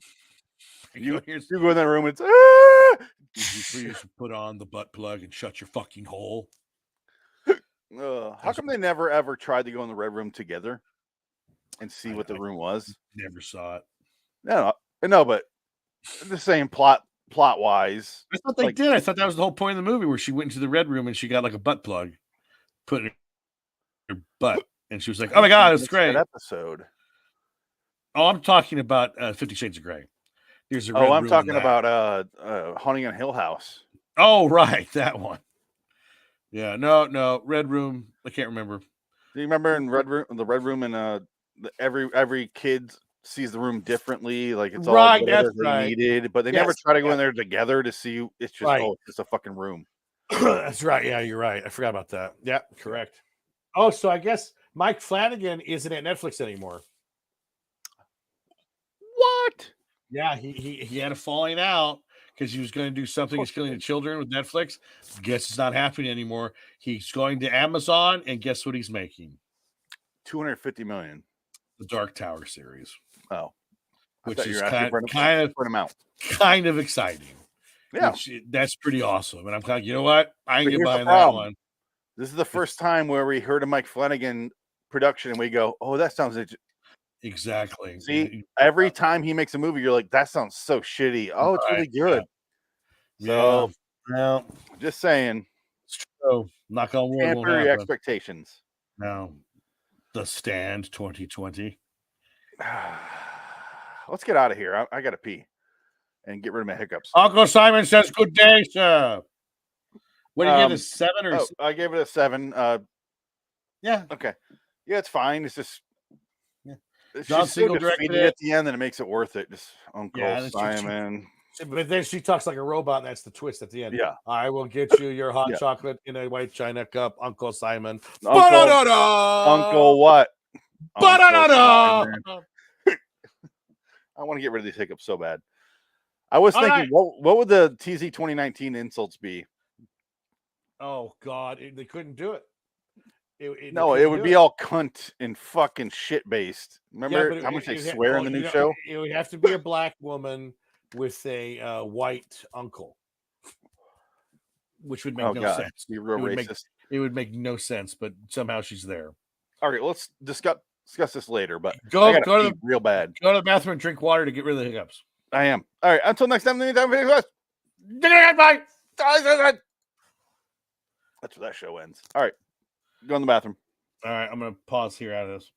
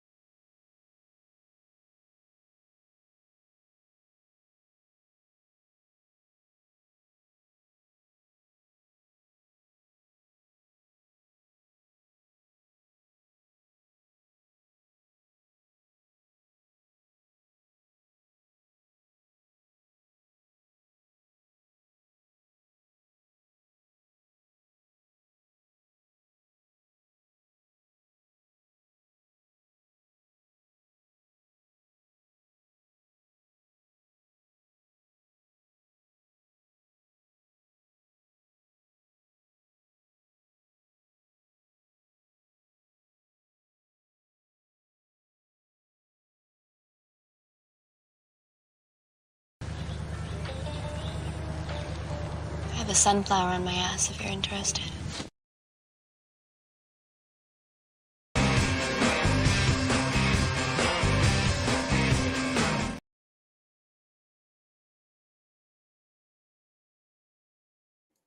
Hi.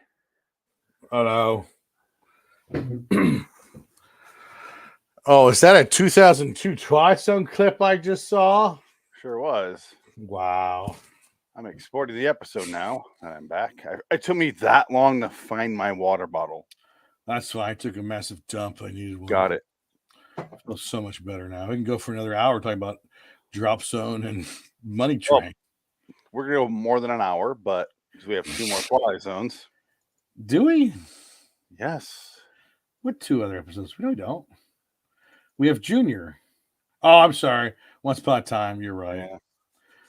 Well, okay. Hold on. Once Upon a Time and Junior. Junior does not count. That's what I'm going to get to next. Hold on, Uncle Simon. There we go. It's already on. No. Oh, I gave it a 7. All right. Dude, I cannot believe how hard I had to pee and get rid of my hiccups at the same time. That was was dangerous. I was like, yeah, let's go. It was a bit I wrote down because I wanted to get to was the 2019 Twilight Zone, insults. Right. Once it came up, didn't give a shit. No, I have to piss. All right. Well, nothing. Here we go. Doing a show. I'm going to stop saying we're recording because I realized I was checking back on a few episodes and I'm like, we're recording. And now we're recording. Like every episode started off the same way. So that's fine. Try to alternate a little bit. Are we recording? We are recording, yes. Okay. We're clarified. And 15 seconds in. Yes. Hey, we're not doing a robot episode, but this also doesn't deserve an intro. So let's just finish this episode, actually. Yeah. There's no introduction to the episode of this night gallery. No. It just starts. They just shoved it right in between Marmalade Wine and Spider. Fear of Spiders, Junior, Marmalade Wine, The Academy. 3 other episodes that are fine. We saw them all. We can put this episode to bed. Episode 204 is done. We sealed that door. It's done. I'm never going back to it. It's locked away. Don't let Brendan Fraser get involved. Don't unseal it. The people are wonderful when you let them. I didn't see the whale. It hasn't come out here yet. I haven't seen it. For a second, I was confused because it says stars Patrick O'Neill. I read that as Patrice O'Neill. I was like, what is he, like 3? Better. That would have been better. I don't know about you, but this feels like, and I don't know, so I'm confirming it now. Really? I assume this seems right up Jack Laird's alley. It's not. I wonder if that guy created the Munsters, because that's supposed to be a Munsters joke with Herman Munster throwing water in his face for a drink. Oh, here's the whole plot. There's a couple in bed. You hear, "Daddy, bring me water." And he's like, and she starts to wake up and goes back to sleep. And he's like, "Honey, go." And she's like, she says the next sentence, which baffled me. It's your baby. It's your baby. And I go, what? Oh, I get it. I get it now. You know why? Dr. Frankenstein's monster. Is that what it is? I think so. He's supposed to be a Frankenstein. So he made him in a lab. That'd be nice. Some context. Nope. Well, if he was in a basement, maybe, because he made him in a basement, that makes sense. But no, he's in a kid's room in a crib, but the crib's too small because he's a 6'10" Frankenstein from the Munsters. He's Herman Munster. I don't think it's Ed Gwynn, though. I think it's just some guy wearing the makeup. Unless Ed Gwynn was real desperate. He wrote 11 episodes of the show. No, that's not surprising. He did Witch's Feast. Oh, I hate that episode. He did Junior today. Hate that episode. A segment. The Devil is Not Mocked, which I believe we did, but I don't remember. We did see that one. Yes, I remember. A Matter of Semantics, which we did. We did that one too. House with Ghosts that we did. I don't remember. Keep in Touch, We'll Think of Something, which actually wasn't that bad. Messiah on Mott Street versus in the Painted Mirror. I don't remember that. I remember watching them, but yeah. He also did the other way. No, we didn't do the rest. Okay. Well, I was watching Gilbert Gottfried. Monsters. Gilbert Gottfried was on some show, some podcast from like years ago, and they started talking about Night Gallery. And Gilbert Gottfried goes, Night Gallery is one of those episodes where it'll be on, and you'll think, oh, it's Night Gallery. Maybe it's not so bad. And then you watch it, you realize, nope, it's just a big piece of shit. He said the whole show sucks. He was right on the money. And I have it actually here. Let me get the record. It's only about 90 seconds long. Well, while you do that, I'll say I remember the show fondly from childhood. Like so much so that when we moved to LA, I was like, oh, they finally have this on DVD, and I bought season 1. Right. And I put it on, I go, all right. Because I also had the Twilight Zone ones that I bought, remember? But I watched Night Gallery, and I was like, oh, this is bad. Okay, this was the first couple episodes, and I, finished the season. I'm like, oh, the whole fucking show sucks. Okay, it's just the whole show. Here it is. The show sucks, and anyone who defends it is going off nostalgia. They're not thinking in a current state of mind or in an objective state of mind.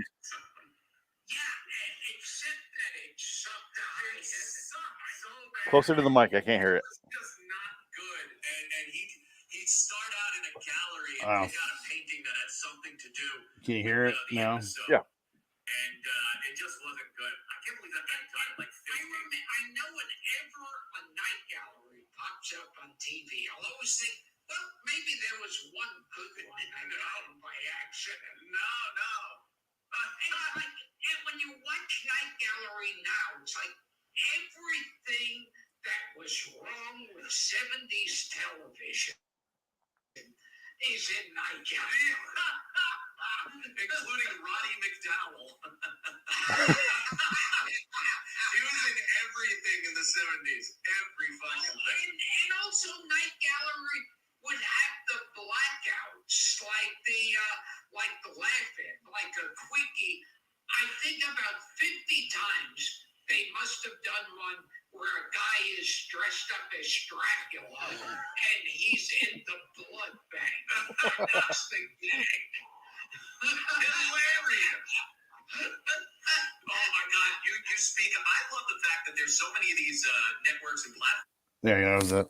Dick, I feel like you just played me on someone else's show describing Night Gallery. Yeah.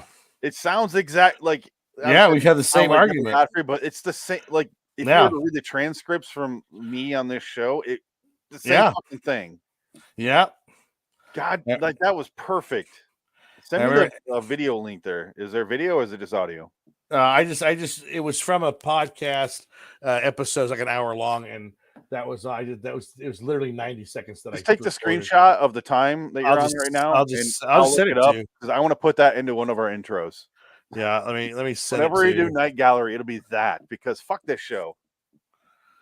Honestly, Wally Cox, they waste Wally Cox as the dad in this episode. He was in the 5th season episode of Twilight Zone from Agnes with Love. Not a very good episode, but also about robots. Here, I just got the attachment. Thank you. I hope this, because last time I tried to send it to you, it was too big. Okay, I'll check after. Okay. But why waste the Wally Cox on this? I know he's in Twilight Zone, so you get the familiar actors, right? But he's there for 20 seconds. He takes way too long to get out of bed and walk to that fucking room. Yeah. And then the reveal is, I want water, and he gives him water, and he pours it on his face. It's fucking Eddie Munster. No, not Eddie, but what's the dad's name? Herman Munster. Thank you. I had that earlier. We couldn't yeah. He pours the water on his face, and it ends. And you're like, why did he put it on his face? I don't quite understand. I'm pretty sure Wally Cox mentioned something. He mumbles something about, I'm going to go jack off. I'll play the audio here in a second. I want to go jack off thinking of her, Millie. I have the bitch timestamp-ish. I hate my life. So 22:30 into this episode. I hate my life living with you, you fucking bitch. Okay. Honey. Honey. That's where she says it's your baby. Yeah. I'm going to wait a second because he takes forever to get out of bed. And then I swear he mumbles something like, I'm going to go jack off. I was like, what? I hope you're correct in this. I'm going to jack off on that baby. I'm playing the audio. I'm playing the video. Because it's right here. Do you hear that? He said it. He said it. I'm going to go jack off. I'm going to jack off. Oh, my God. That's pretty... Yeah, he said it. I put closed captions on that. I think he said it. I'll go jack off. Why is there like porno ladies on the wall? We should go jack off. What do you want? I see them on the way up to my masturbation chambers. I gotta go touch myself. Do I even need to replay that, or did you hear it completely? Oh, I heard it. Okay. You're pretty right. Yeah. I was watching this. I was I'm like shocked on my phone because I've already seen this one because it's 4 seconds long. I was on my phone. I'm like, did he just say he's gonna go jack? Like I was like, I didn't even rewind. I'm like, no, I flat out heard he said he's gonna jack off. What? I'm not gonna rewind. I watched it on my phone. Oh God, yeah. Because I didn't want to pull up my computer, turn on my computer to boot, and I'm like, fuck that. And then I pulled it up and I found it on Daily Motion. You can watch it for free. And I got this. And I'm like, all right, here we go. Oh, it's over. Like by the time it loaded, the loading time was more than the actual time invested in the episode. It's crazy. Which is why I assumed it was Jack Laird. Yeah, I know. I really thought this was a Jack Laird episode, but apparently not. Which I don't know if that's better or worse. It's kind of between because this isn't horrible. It's only horrible because it's such a waste of your fucking time. Yeah. Because there's no, like, at least Jack Laird wanted a hokey punchline in there. Granted, yes. Like he's like a vaudeville. Oh, get the joke. All right, rush off stage, sort of thing. Yeah. This is just. All right, moving on. Next on our show, I guess Rod's like, and it's so sad when it cuts back to Rod. He has to be like, all right, third on our show. Yeah, it feels like a failed variety show. Yeah, it's sad. Why am I here? Why am I still doing this? I'll play the outro here. Okay. Here's the end of the episode into Rod's third introduction there for Marmalade Wine. Oh, okay. Item number 3 in the night gallery. It's just sad. He knows it. He can feel. He knows it. Feels it. He feels like this is where my life has gone. I wish I was dead. I'm going to smoke 4 more packs today just to make sure I don't wake up tomorrow. There's certain times when you watch something and you know the behind the scenes and you're like, all right, like Edward Norton in The Italian Job. Right. I was watching it in the theater before I knew anything, and I go, oh, fucking Edward Norton does not want to be here. Mm-hmm. And then I found out afterwards that he did not want to be there legit. Yep. And I go, oh, that explains the movie a little bit more because he's clearly doesn't want to do anything here. It's kind of funny. It makes the movie actually more interesting. I've never rewatched it just because I saw it in the theater, and then I read about it. I'm like, oh, he actually didn't want to be there. No. That's the point. Yeah, he was very. And, you get what's the guy that did the Fantastic Four one? Josh Trank. Josh Trank. He got the movie taken away, and then you hear about the behind the scenes stuff, and you're like, maybe, but then you watch the movie, and you're like, oh, Josh Trank is probably right. This original movie. Yep. And this, you hear Rod Serling just trash talking Universal and Jack Laird, and he's so fucking sick of this show. Yep. Because he was fine with season 1, and then if you notice, season 2, Jack Laird comes on board, and he starts writing these hilarious episodes, and I agree. Funny. It takes away what could have been with the show, and just because Rod Serling's name is attached to the show doesn't mean you have to be like, it's fucking incredible because no, even Rod didn't like the show. That should tell you something. Yeah, because it's terrible for the most part. For I'd say 89% of the time, it's terrible. Right, and this is another example. I mean, it's just. You feel bad for Rod. You know he's going through some shit that he's got to deal with this, and you're just like, God damn. We only what have am I doing? 4 episodes left that Jack Laird wrote. Oh God, no. We have An Act of Chivalry and Satisfaction Guaranteed. Oh no. Spectre and Tap Shoes and Smile Please, I believe. Maybe there's more. Die Now, Play Later. I don't remember doing that. Maybe we did Room for One Less. I don't know. Maybe there's more than 4. I did the math last night when I was watching this fucking thing, so who knows? That means I did the math in a minute and a half. Yes. So who knows? Anyway, we're done. Let's get out of here. Until next time, in the meantime, I'm Phoenix West. There's no outro.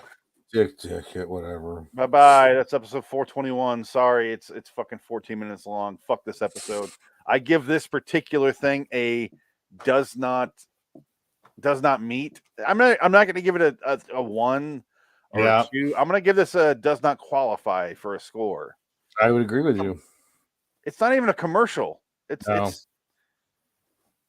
like a student handed in the assignment with just their name at the top. How do you did you fail, or is this like an act of protest? Is it supposed to be funny? I want to say act of protest. Yeah, so fuck this. It doesn't deserve a score. It was about the Vietnam War. He was very upset about it, and he's still writing about it. It's the first time I've never given a score, and I'm not going to. Fuck this thing. It doesn't deserve it. I agree. Bye-bye. All right. Can you change the brand, the background? Yeah. 422.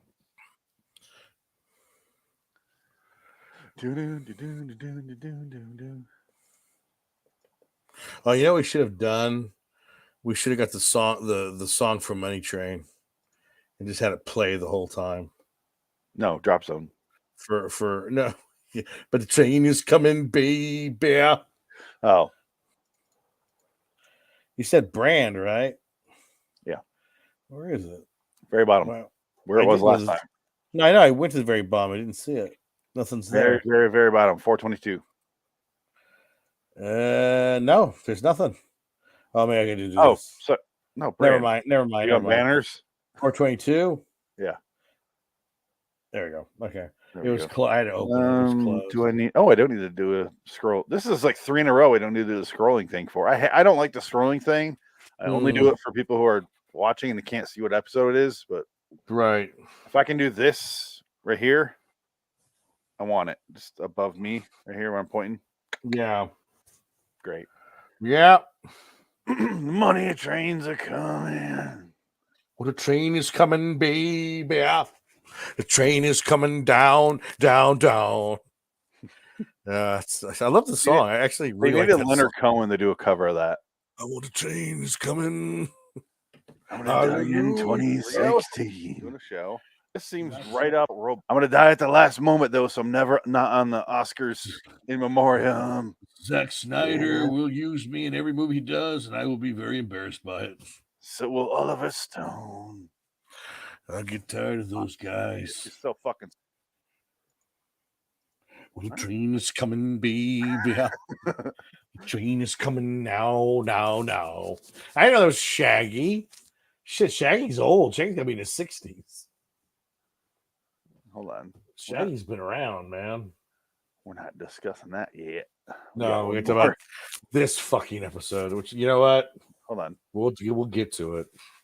I finally had to change the audio hardware that I never. All right, we're recording. I hate to start off shows like that, but we are. Yay! Welcome. Yes. Well, yay. Yay! What intro do you want to do? You can choose. Simpsons. Yeah, that's fine. We got Stephen Colbert, Stacey Keach, Chris Serling. Do Chris. Chris Serling's funny. Chris Serling. Okay.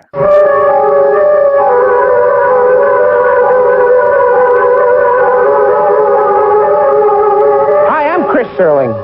My dad, Rod Serling, created the mortal series, The Twilight Zone.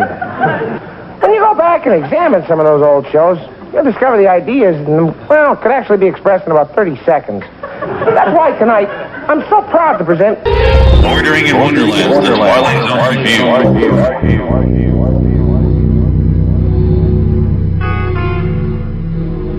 Until next time, this is Chris Serling.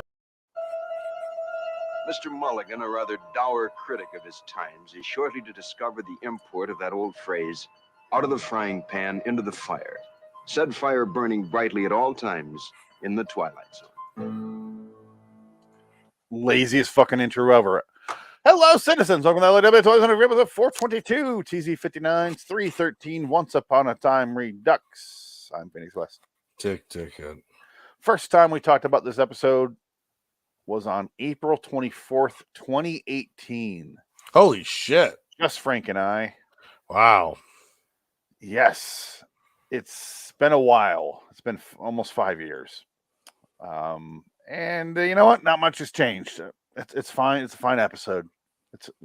I liked it more than you did, apparently. You apparently were very pissed off. I hate goofy. I appreciate what they were trying to do.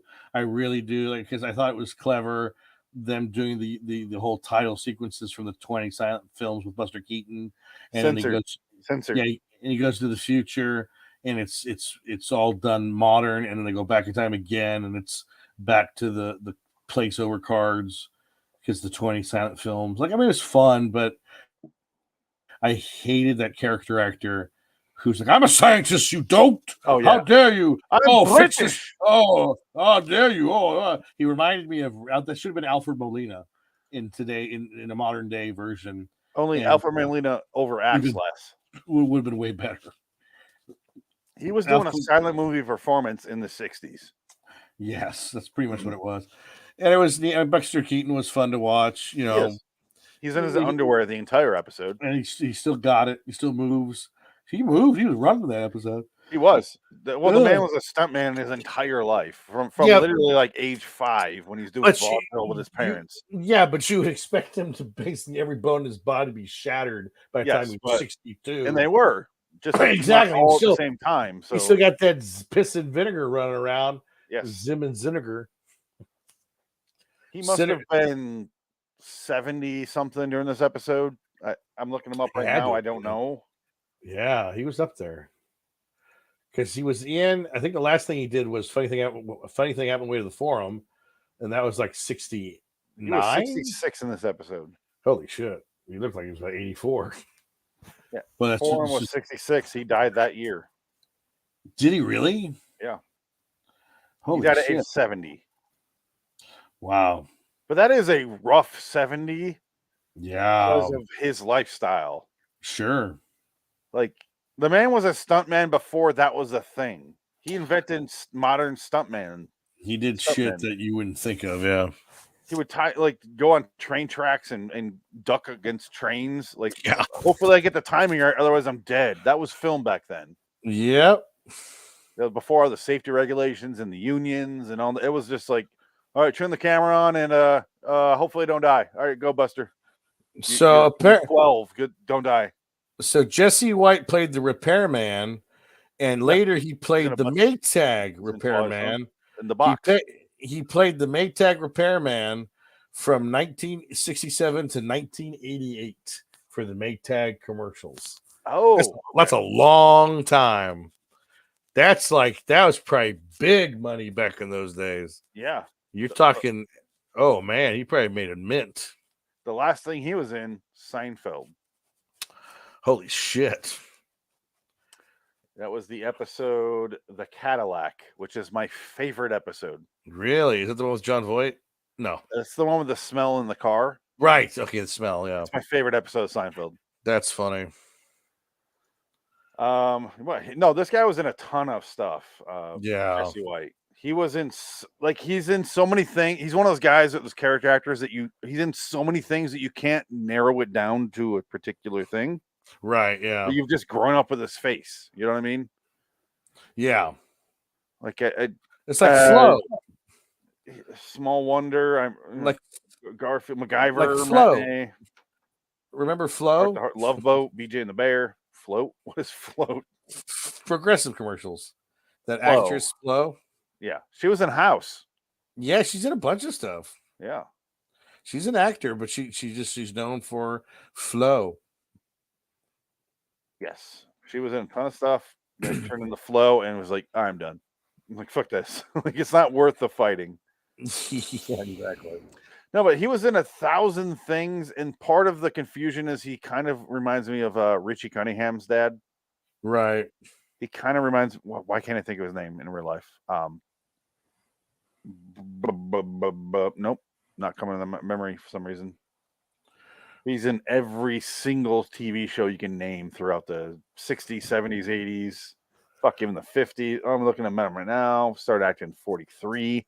He's in Kiss of Death as his second credit. Shit. The man, yeah. We're not here to discuss him though. No. Even though he is legit the best part of the episode. Yeah, pretty much. Buster Keaton does some acting and it's fun, and like you said, you appreciate the back and forth and the attempt at like a style for this episode, because not a lot of Twilight Zones go outside the box that they have of Twilight Zone. This is one of them, because there's like this one, this is the third season, midway through. They did a silent movie era thing, which is cool. Beyond that, like, name another Twilight Zone where they really do something else. It's not till season 5 where they do the French short. Right. Occurrence at Owl Creek Bridge. That's the next one I could think of, really. But when they go beyond, because even the Carol, what's her name? Carol Channing. No. The shitty one where I Dream of Jeannie or something like that, whatever it's called, where she jumps through the window. It's in our window episode. Oh, okay, yeah. Why am I blanking on names tonight? It's beyond me, but not George Takei. No, that's the Bonsai. That's a different one. Yes. That is something completely different. Carol, not Carol Kane, Carol Burnett. Carol Burnett, yes. Oh, that's right, yeah. She kind of goes outside of it, what they normally do, but it's also an hour long, I think, and that fucking episode sucks. Is it? Yeah, but I can't even remember what season. It's got to be season 4 because it feels like an eternity. Oh wow, season 4. Yeah. Oh god, yeah. Well, season 4 is a tough one. Yeah, Dream of Jeannie 412. Was it really? Wow. Well, there you go. That explains a lot. Maybe that's a different episode. Yeah, it might be a different one. Wow. Okay. Interesting. It's such a shitty episode. I don't even like remember where it plays or how long it is. Like, it's that bad. Oh yeah, I would agree. I haven't seen it. I'm not looking forward to season 4. I need to just sit down and watch it one of these days. There's some good ones. There's some really. There are good ones. Yeah. But there's only 3 of them. Yeah, because we saw 2 of them already. I think we've done 2 of them. There are 16 left. Yeah. The worst episode of the entire series is coming up. Not coming up on the show, but we still have to do it. I mean, the Bard, the Shakespeare episode. Oh god. I actually really enjoy the new exhibit of Late I Think of Cliffordville. Mm-hmm. Printer's Devil. That's a really good episode. That's what's his name? Burgess Meredith, right? Printer's Devil. Burgess Meredith, yes. Sorry, I'm looking at the rest of the episode. He's alive. That's the Hitler he's episode. Dead. Burgess Meredith is dead. Oh wait. He's alive. Hitler. That's the one with Dennis Hopper, right? Dennis Hopper episode. That's a good one. That's a real good one. That's classic. Yeah. That's like a masterpiece. And that's really about it. Wow. Okay. There's some like the different ones, like 30 Fathom Grave, their Death Ship. Kind of good, but not. A lot of them are just, you don't need to be an hour. Just stop existing. Yeah, I would agree with that. There's a lot, especially the one we saw last week. The 50. It was just a lot of filler. Yeah, in his image, there's a lot of filler. There's just a lot of kind of them walking around saying that shouldn't be here. Where am I? And then he goes to the cemetery, and the cemetery is like a big extended cut scene. Or you get the 15-minute explanation in the basement. Well, I was a little shy, and I put you in. Let me repeat myself. I was a little shy, and I put my memories in, like, oh my god, you just said that. You're gonna find me a nice mannish-looking woman for me to bone. I want a nice Skeletor, man. She'll make hopefully me he has a vagina. She'll make me a nice chicken basket. Literally, she'll put a chicken in a basket, and that's it. And she ignores all the red flags, which are great in this show, but you will understand that I will have him. I don't care which, honestly. Whatever it is, I'll put my thing in her hole, whatever hole she's got. And hopefully breed. I'll spray and pray, and hopefully I breed with her. If it's a guy, I'll ignore that until my dying breath. It's going to be tough, but whatever. Yes, as is the sign of the times. I will completely ignore that she might be a man. I really hope actress. I really hope she has a vagina. But I'm going to hope, but I don't care. Ultimately, the results do not matter. That's not what this is about. I just hope she can make me some hot chocolate in a fine china cup. Hot chocolate. So yeah, you got the time machine hat. The time helmet, they call it. See, well, I was to the point where I wanted the time helmet to take that guy back to like the Viking quest. Oh yeah, 1200. Problem is, it only goes back to 1890, which is where they are. It's only a forward-thinking helmet. Oh, is that what it was? Okay, yeah. Whatever. When he presses the dial, it starts at 1890. I'll see if I can pull it up. All right. Here it is. It's right. Oh God, I just had it. It's really hard to. There it is. No, fuck you. I just had it. What does that physics say? You can go back in time, but you can't go back in time. Okay. Here it is. Okay. Okay, got a clean shot of it right now. Here we go. Oh. It starts at 1890, which is where the episode starts, and goes to 1990. Dick has unplugged his own headphones, so he cannot hear me. So unfortunately, listeners, I will have to repeat myself. It starts at 1890 and goes to 1990. So you get a nice 100-year window there, but nothing before that. Well, he knew what he was working with. And can you imagine if your speedometer was spread out like this? Oh, shit. The gap between 1980 and 1990 is ridiculous. It's pretty bad. It's a lot of shit happened in the 80s, apparently. Yeah. 60s and 40s. Yeah, you're going to want to go through the Ronald Reagan shit. Wait a minute. There's not even the 50s aren't even on here. It is. It's where that thing is. No, it's 60s. Yeah, you're right. No 30s. Yeah, no 10s. There's no 30s. Yeah, they but skip every 10, and then the fucking this meter is so lazy. God, this scientist was terrible. This is two scientists working in hand, and they're so okay. We already know they're terrible because they're like, here's our time helmet. Anyway, we're not even going to look at the shitty janitor, but there he is. Set down this time helmet that we thoroughly described, and it seems very, very curious and appetizing here to someone who has a shitty life. Anyway, let's go in the other room and have champagne. Buster Keaton, would you want to put this on? I got Buster Keaton as my janitor. He'll put it on and go back in time, go forward in the future. Yeah, because they're like, here's our celebration. Let's go have champagne together, me and you, weird other scientist. And then they fuck. That's what I'm saying. Like, okay. 30 minutes, we're going to blow each other. And he's sitting right next to them, making a bunch of noise because he did a whole spiel about like clean out his pants and there's a harmonica. Okay. They should have heard him. So I'm fine. We're focused on Buster Keaton right now. How old is he right here?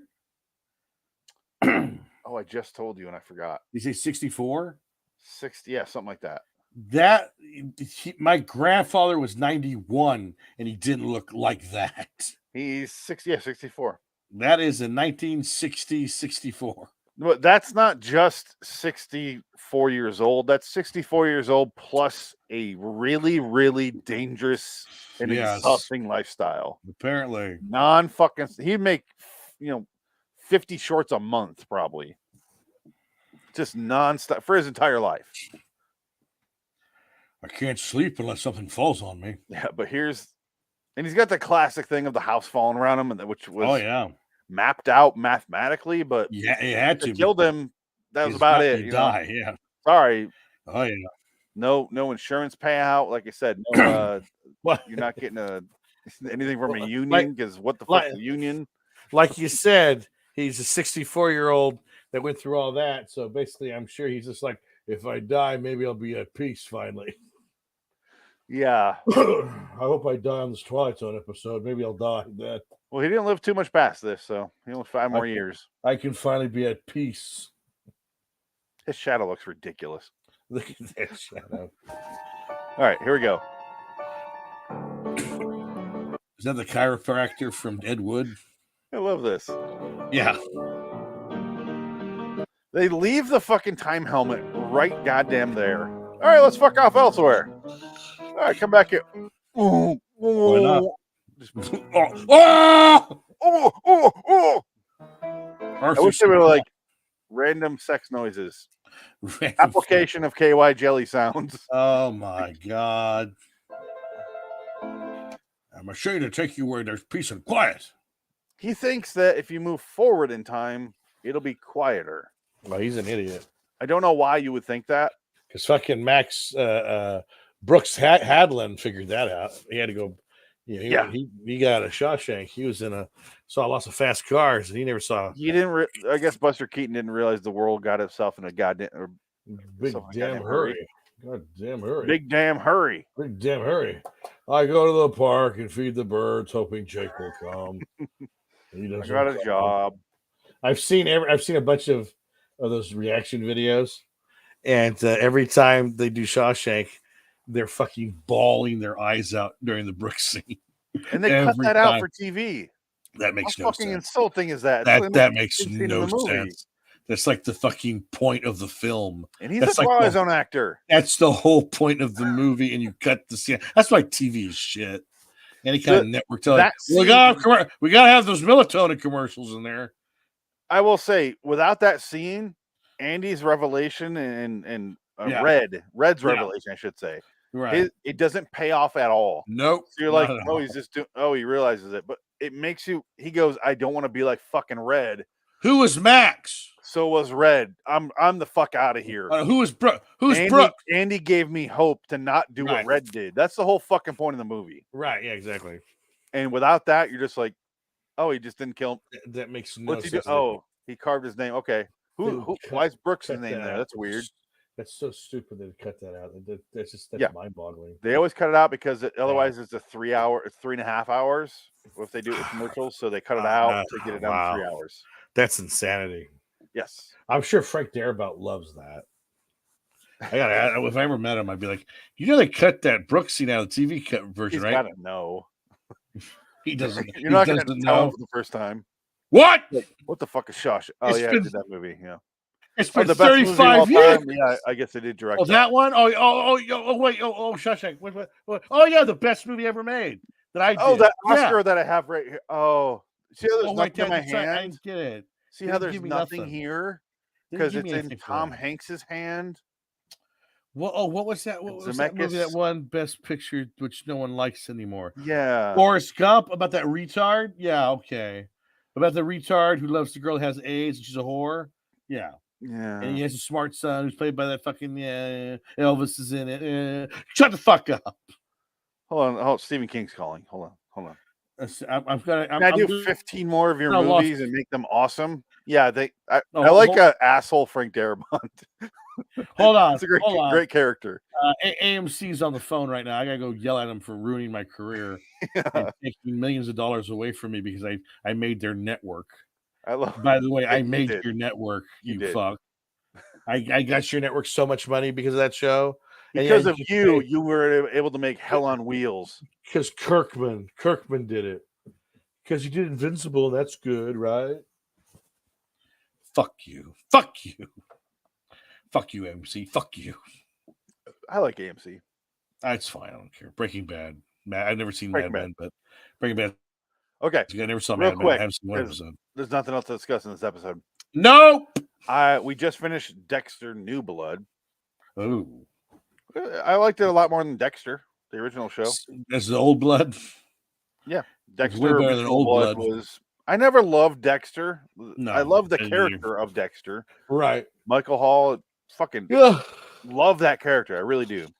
So that's why I like this show more, is because it's just him. They cut out all the annoying side characters. Right. That would be better. To just deal with. How was that? Was it a better show, or was it more of the same? Or it's just 10 episodes, and that's it. They're not doing any more. Did he die at the end? What? Does he die at the end? Do you want me to spoil this? Yeah, I don't care. I'm not gonna watch it. Well, if you're a fan of Dexter and you haven't seen that yet, tune out for the next 15 seconds. Yeah, he dies at the end. Yeah, if you were a fan of Dexter and didn't see that, it was how long ago on TV was it on? No, but I'm in that category. I've been fucking busy, right? Like raising a family and shit, so I just didn't see it. And I'm a fan of Dexter, so I don't want to say that. It's so easy to say that, but I kind of get it too at the same time. Yeah, not kind of saying, I was raising a family. I was busy raising a family. Family is better than Dexter. No, I say family. But really, it is true. Like there's things I'm a huge fan of, but I haven't watched. Like it took me like 5 years to watch the new MST3K seasons. I can't do it. See, that's what I'm saying. But you're a huge fan of the show, and if someone spoiled it, like if you were me, you don't care about spoilers personally. But if you were me, I'd be like, "Fuck, don't spoil." Like, it's on my list. Like, yeah. Well, I spoilers don't do it. I don't care. Like it just if I watch a movie. Once the movie gets going, I'm going to figure it out anyway. So it's like, oh, okay, yeah, this is going to happen. Makes sense that it does happen at work. Typically, but if you watch Barbarian, see what I mean? That's when you don't want to spoil that one because that was fun. I didn't. That one I didn't. Spoil. Cabin in the Woods, Barbarian. Those are the two movies that are. Do not ruin that for someone. You're going to piss me off. Yeah. Also, For Nuts Till Dawn. Do not tell someone that vampires are coming. Right. Exactly. Because that's the part. My wife hated the vampires, but she liked the first half. And I was like, she's like, this movie's so cheesy. I'm like, yeah, but the vampires in that movie, the movie goes down a notch or two when the vampires show up, but that also makes the movie. Yeah. You know what I mean? Like, it's so enjoyable up until the vampires show up, but that's kind of the point. Are you going to eat my pussy, Richie? They derail this amazing story with these awesome actors and characters, and then that's kind of the fun of it. The movie's like, fuck all that. Anyway, there's vampires now. There's vampires. Fucking psychos don't explode when light hits them. Sunlight hits them. I'm gonna fuck how crazy they are. Yeah. No, they were not psychos. That's probably my favorite quote in any movie ever.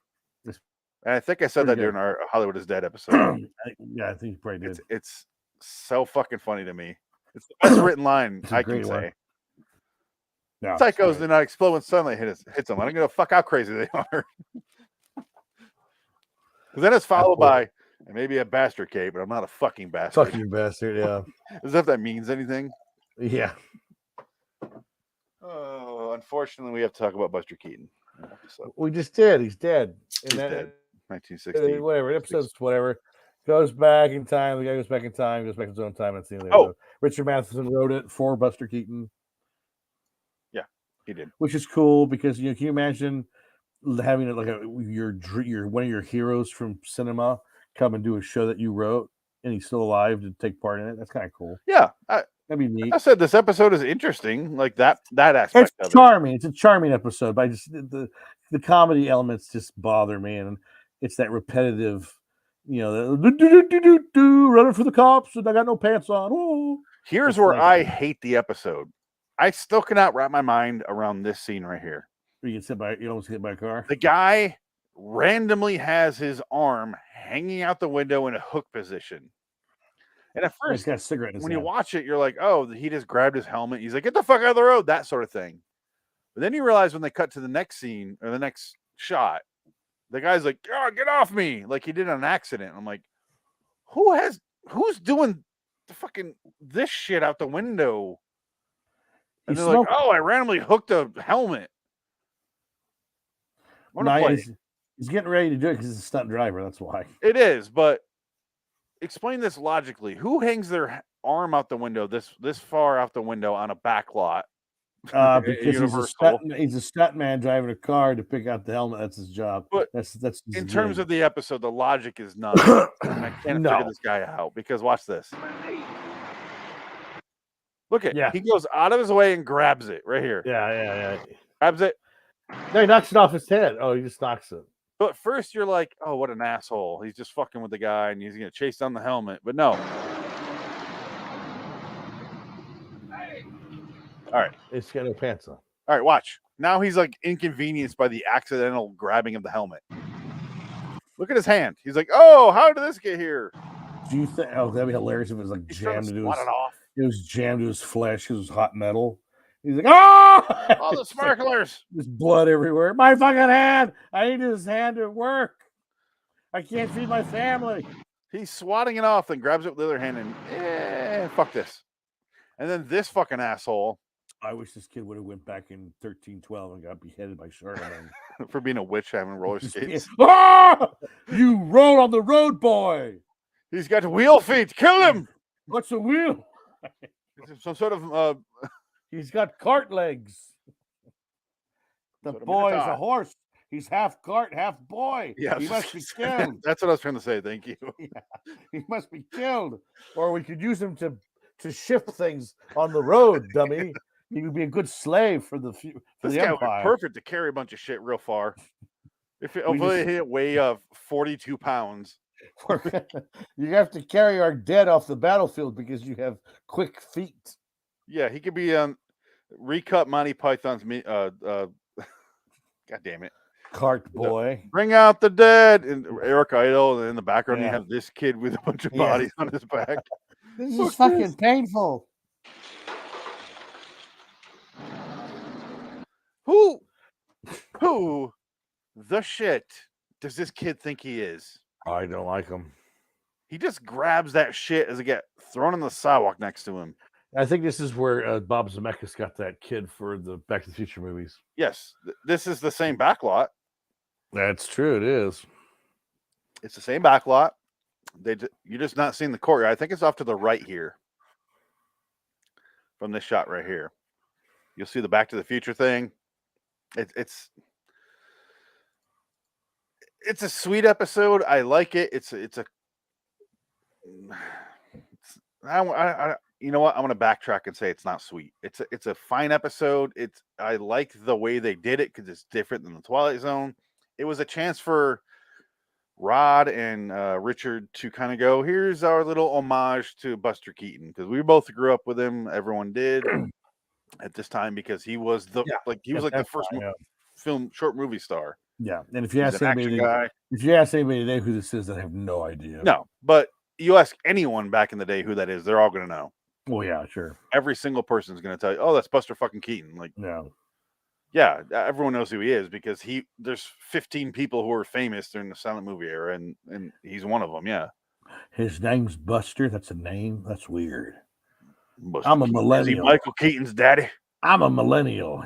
That's a weird name. Buster. Yeah. He's Batman, huh? He's Batman. I ain't ever look Batman to me. Yeah.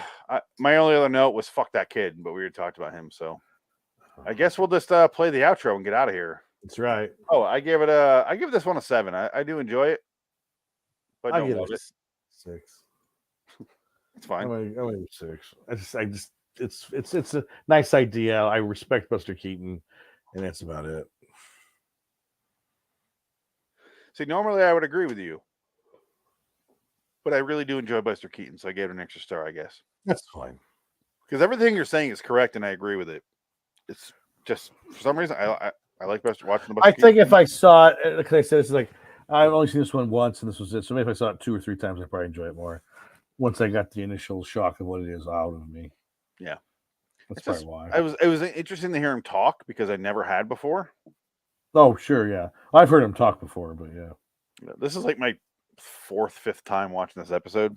It's not a one I will ever go back to optionally.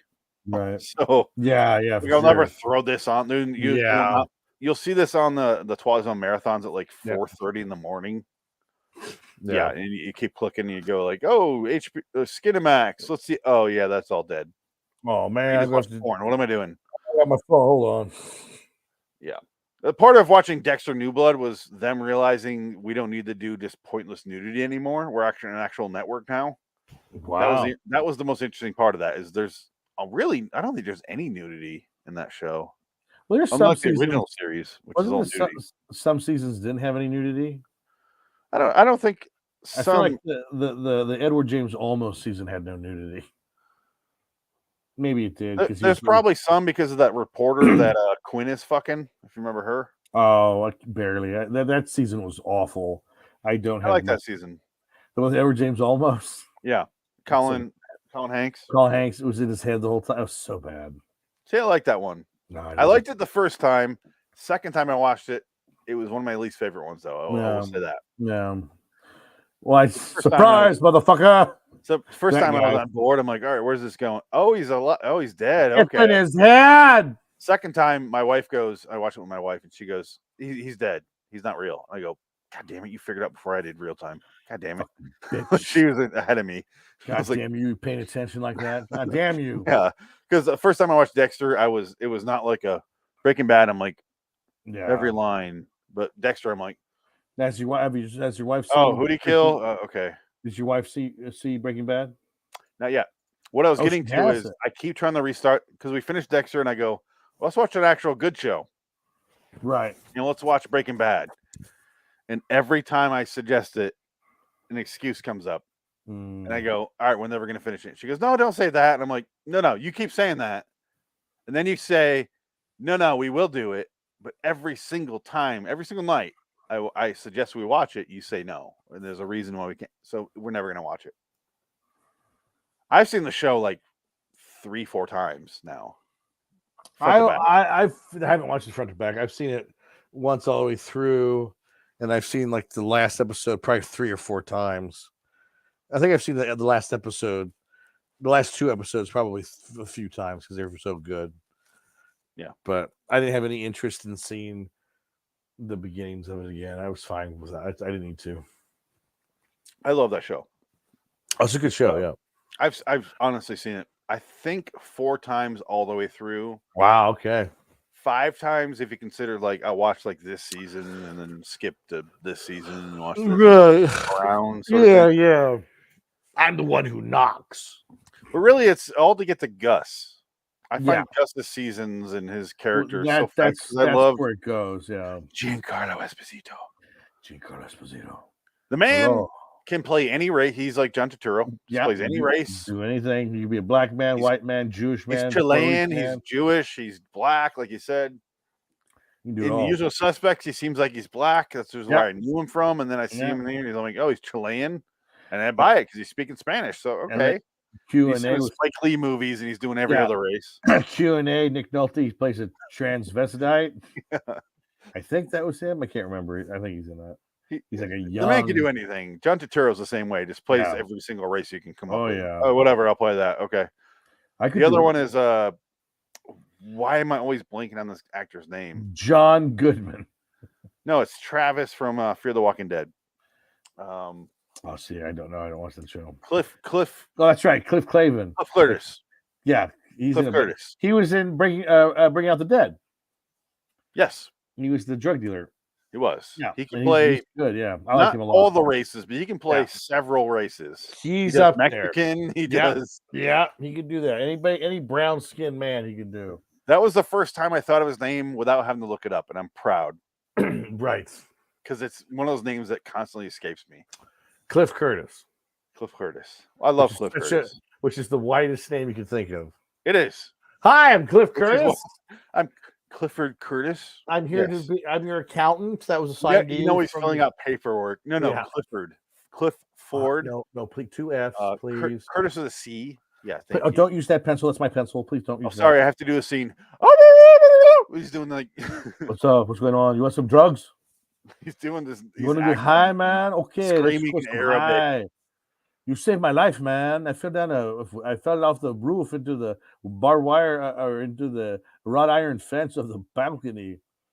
Part of the reason I love Fear the Walking Dead so much more than The Walking Dead is because Cliff Curtis was the main character. And then partway through season 2 or 3, I want to say, they're in a helicopter and they're like, oh, we rescued you. And Cliff Curtis just goes, they're in a helicopter. He dies. And falls off the fucking helicopter. Oh. And you're like, oh my God. Wow. What a way out. What a way to go. And you're like, okay, I guess he's not in the show anymore. See, that's why I don't like those shows. They have no humor. You got to have humor in those shows, or else there's no point. Like, you'd kill yourself in the first week. Exactly. I just wouldn't. It's just so depressing. I'm not even watching Last of Us. I have no interest. No, I don't care. I just don't care. I played the video game, like the first half, I'd say. Yeah. First of all, it's really fucking hard, which pissed me off. Wow. I'm not a gay guy that's like, I really just said I'm not a gay. Did you hear that? You're not a gay gamer? I am a gay, but I'm not a gay I'm not a guy gamer. who likes to. I love Dick. I don't play like video games because I'm like, I want to challenge myself. Right? Yeah, I don't play. I Video play games. them to like, I want to explore this world. If I play video games, I feel guilty, and then I can't do it. Well, imagine with a whole family. Oh no, yeah, I'll play that, yeah. and I'm like, I'm so sorry. Do you want me to stop? I have a guilty conscience just naturally, and I'm like, do you want me to stop? I'll stop anytime. Because the games I'm into are Assassin's Creed and Fallout. Right, it's like a whole. And those are involving games. Right, yeah. Like you don't want to watch 200 hours. You don't want to watch Daddy get to these cutscenes. It's like a movie. Just shut up and sit down and watch them. No, nobody likes cutscenes. I skip those. How about we just watch them on YouTube? Fallout, there's no cutscenes. We'll watch all the cutscenes on YouTube and then put them together. I'm developing my character right now. I have to choose which reward I want. I have to get to 350 points to get the Sword of Innocuous. I don't have 750 action points, so I can't get that. My hit points are. I have to kill this ogre and these 5 Corsican pirates before I can get the Sword of Innocuous. Really? Yeah, from that's I know it's there. I know what goes on in these games. I like them being drawn into Fallout. Yes.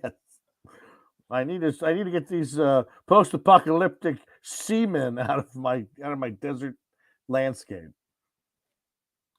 All right, well, we gotta end this because we got other stuff to fry. We got here. We got parachuters to fry. Here's the outro. To each his own. So goes another old phrase to which Mr. Woodrow Mulligan would heartily subscribe.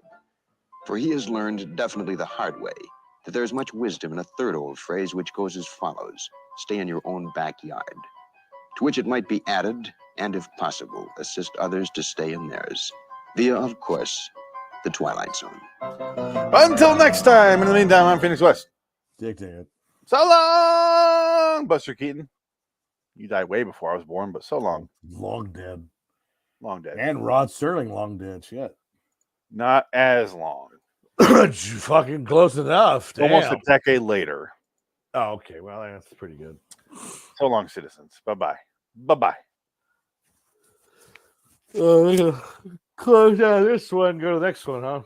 We do. All right. I'll see you in a bit. Bye-bye. I'll see you in hell. Closing the broadcast. Yeah.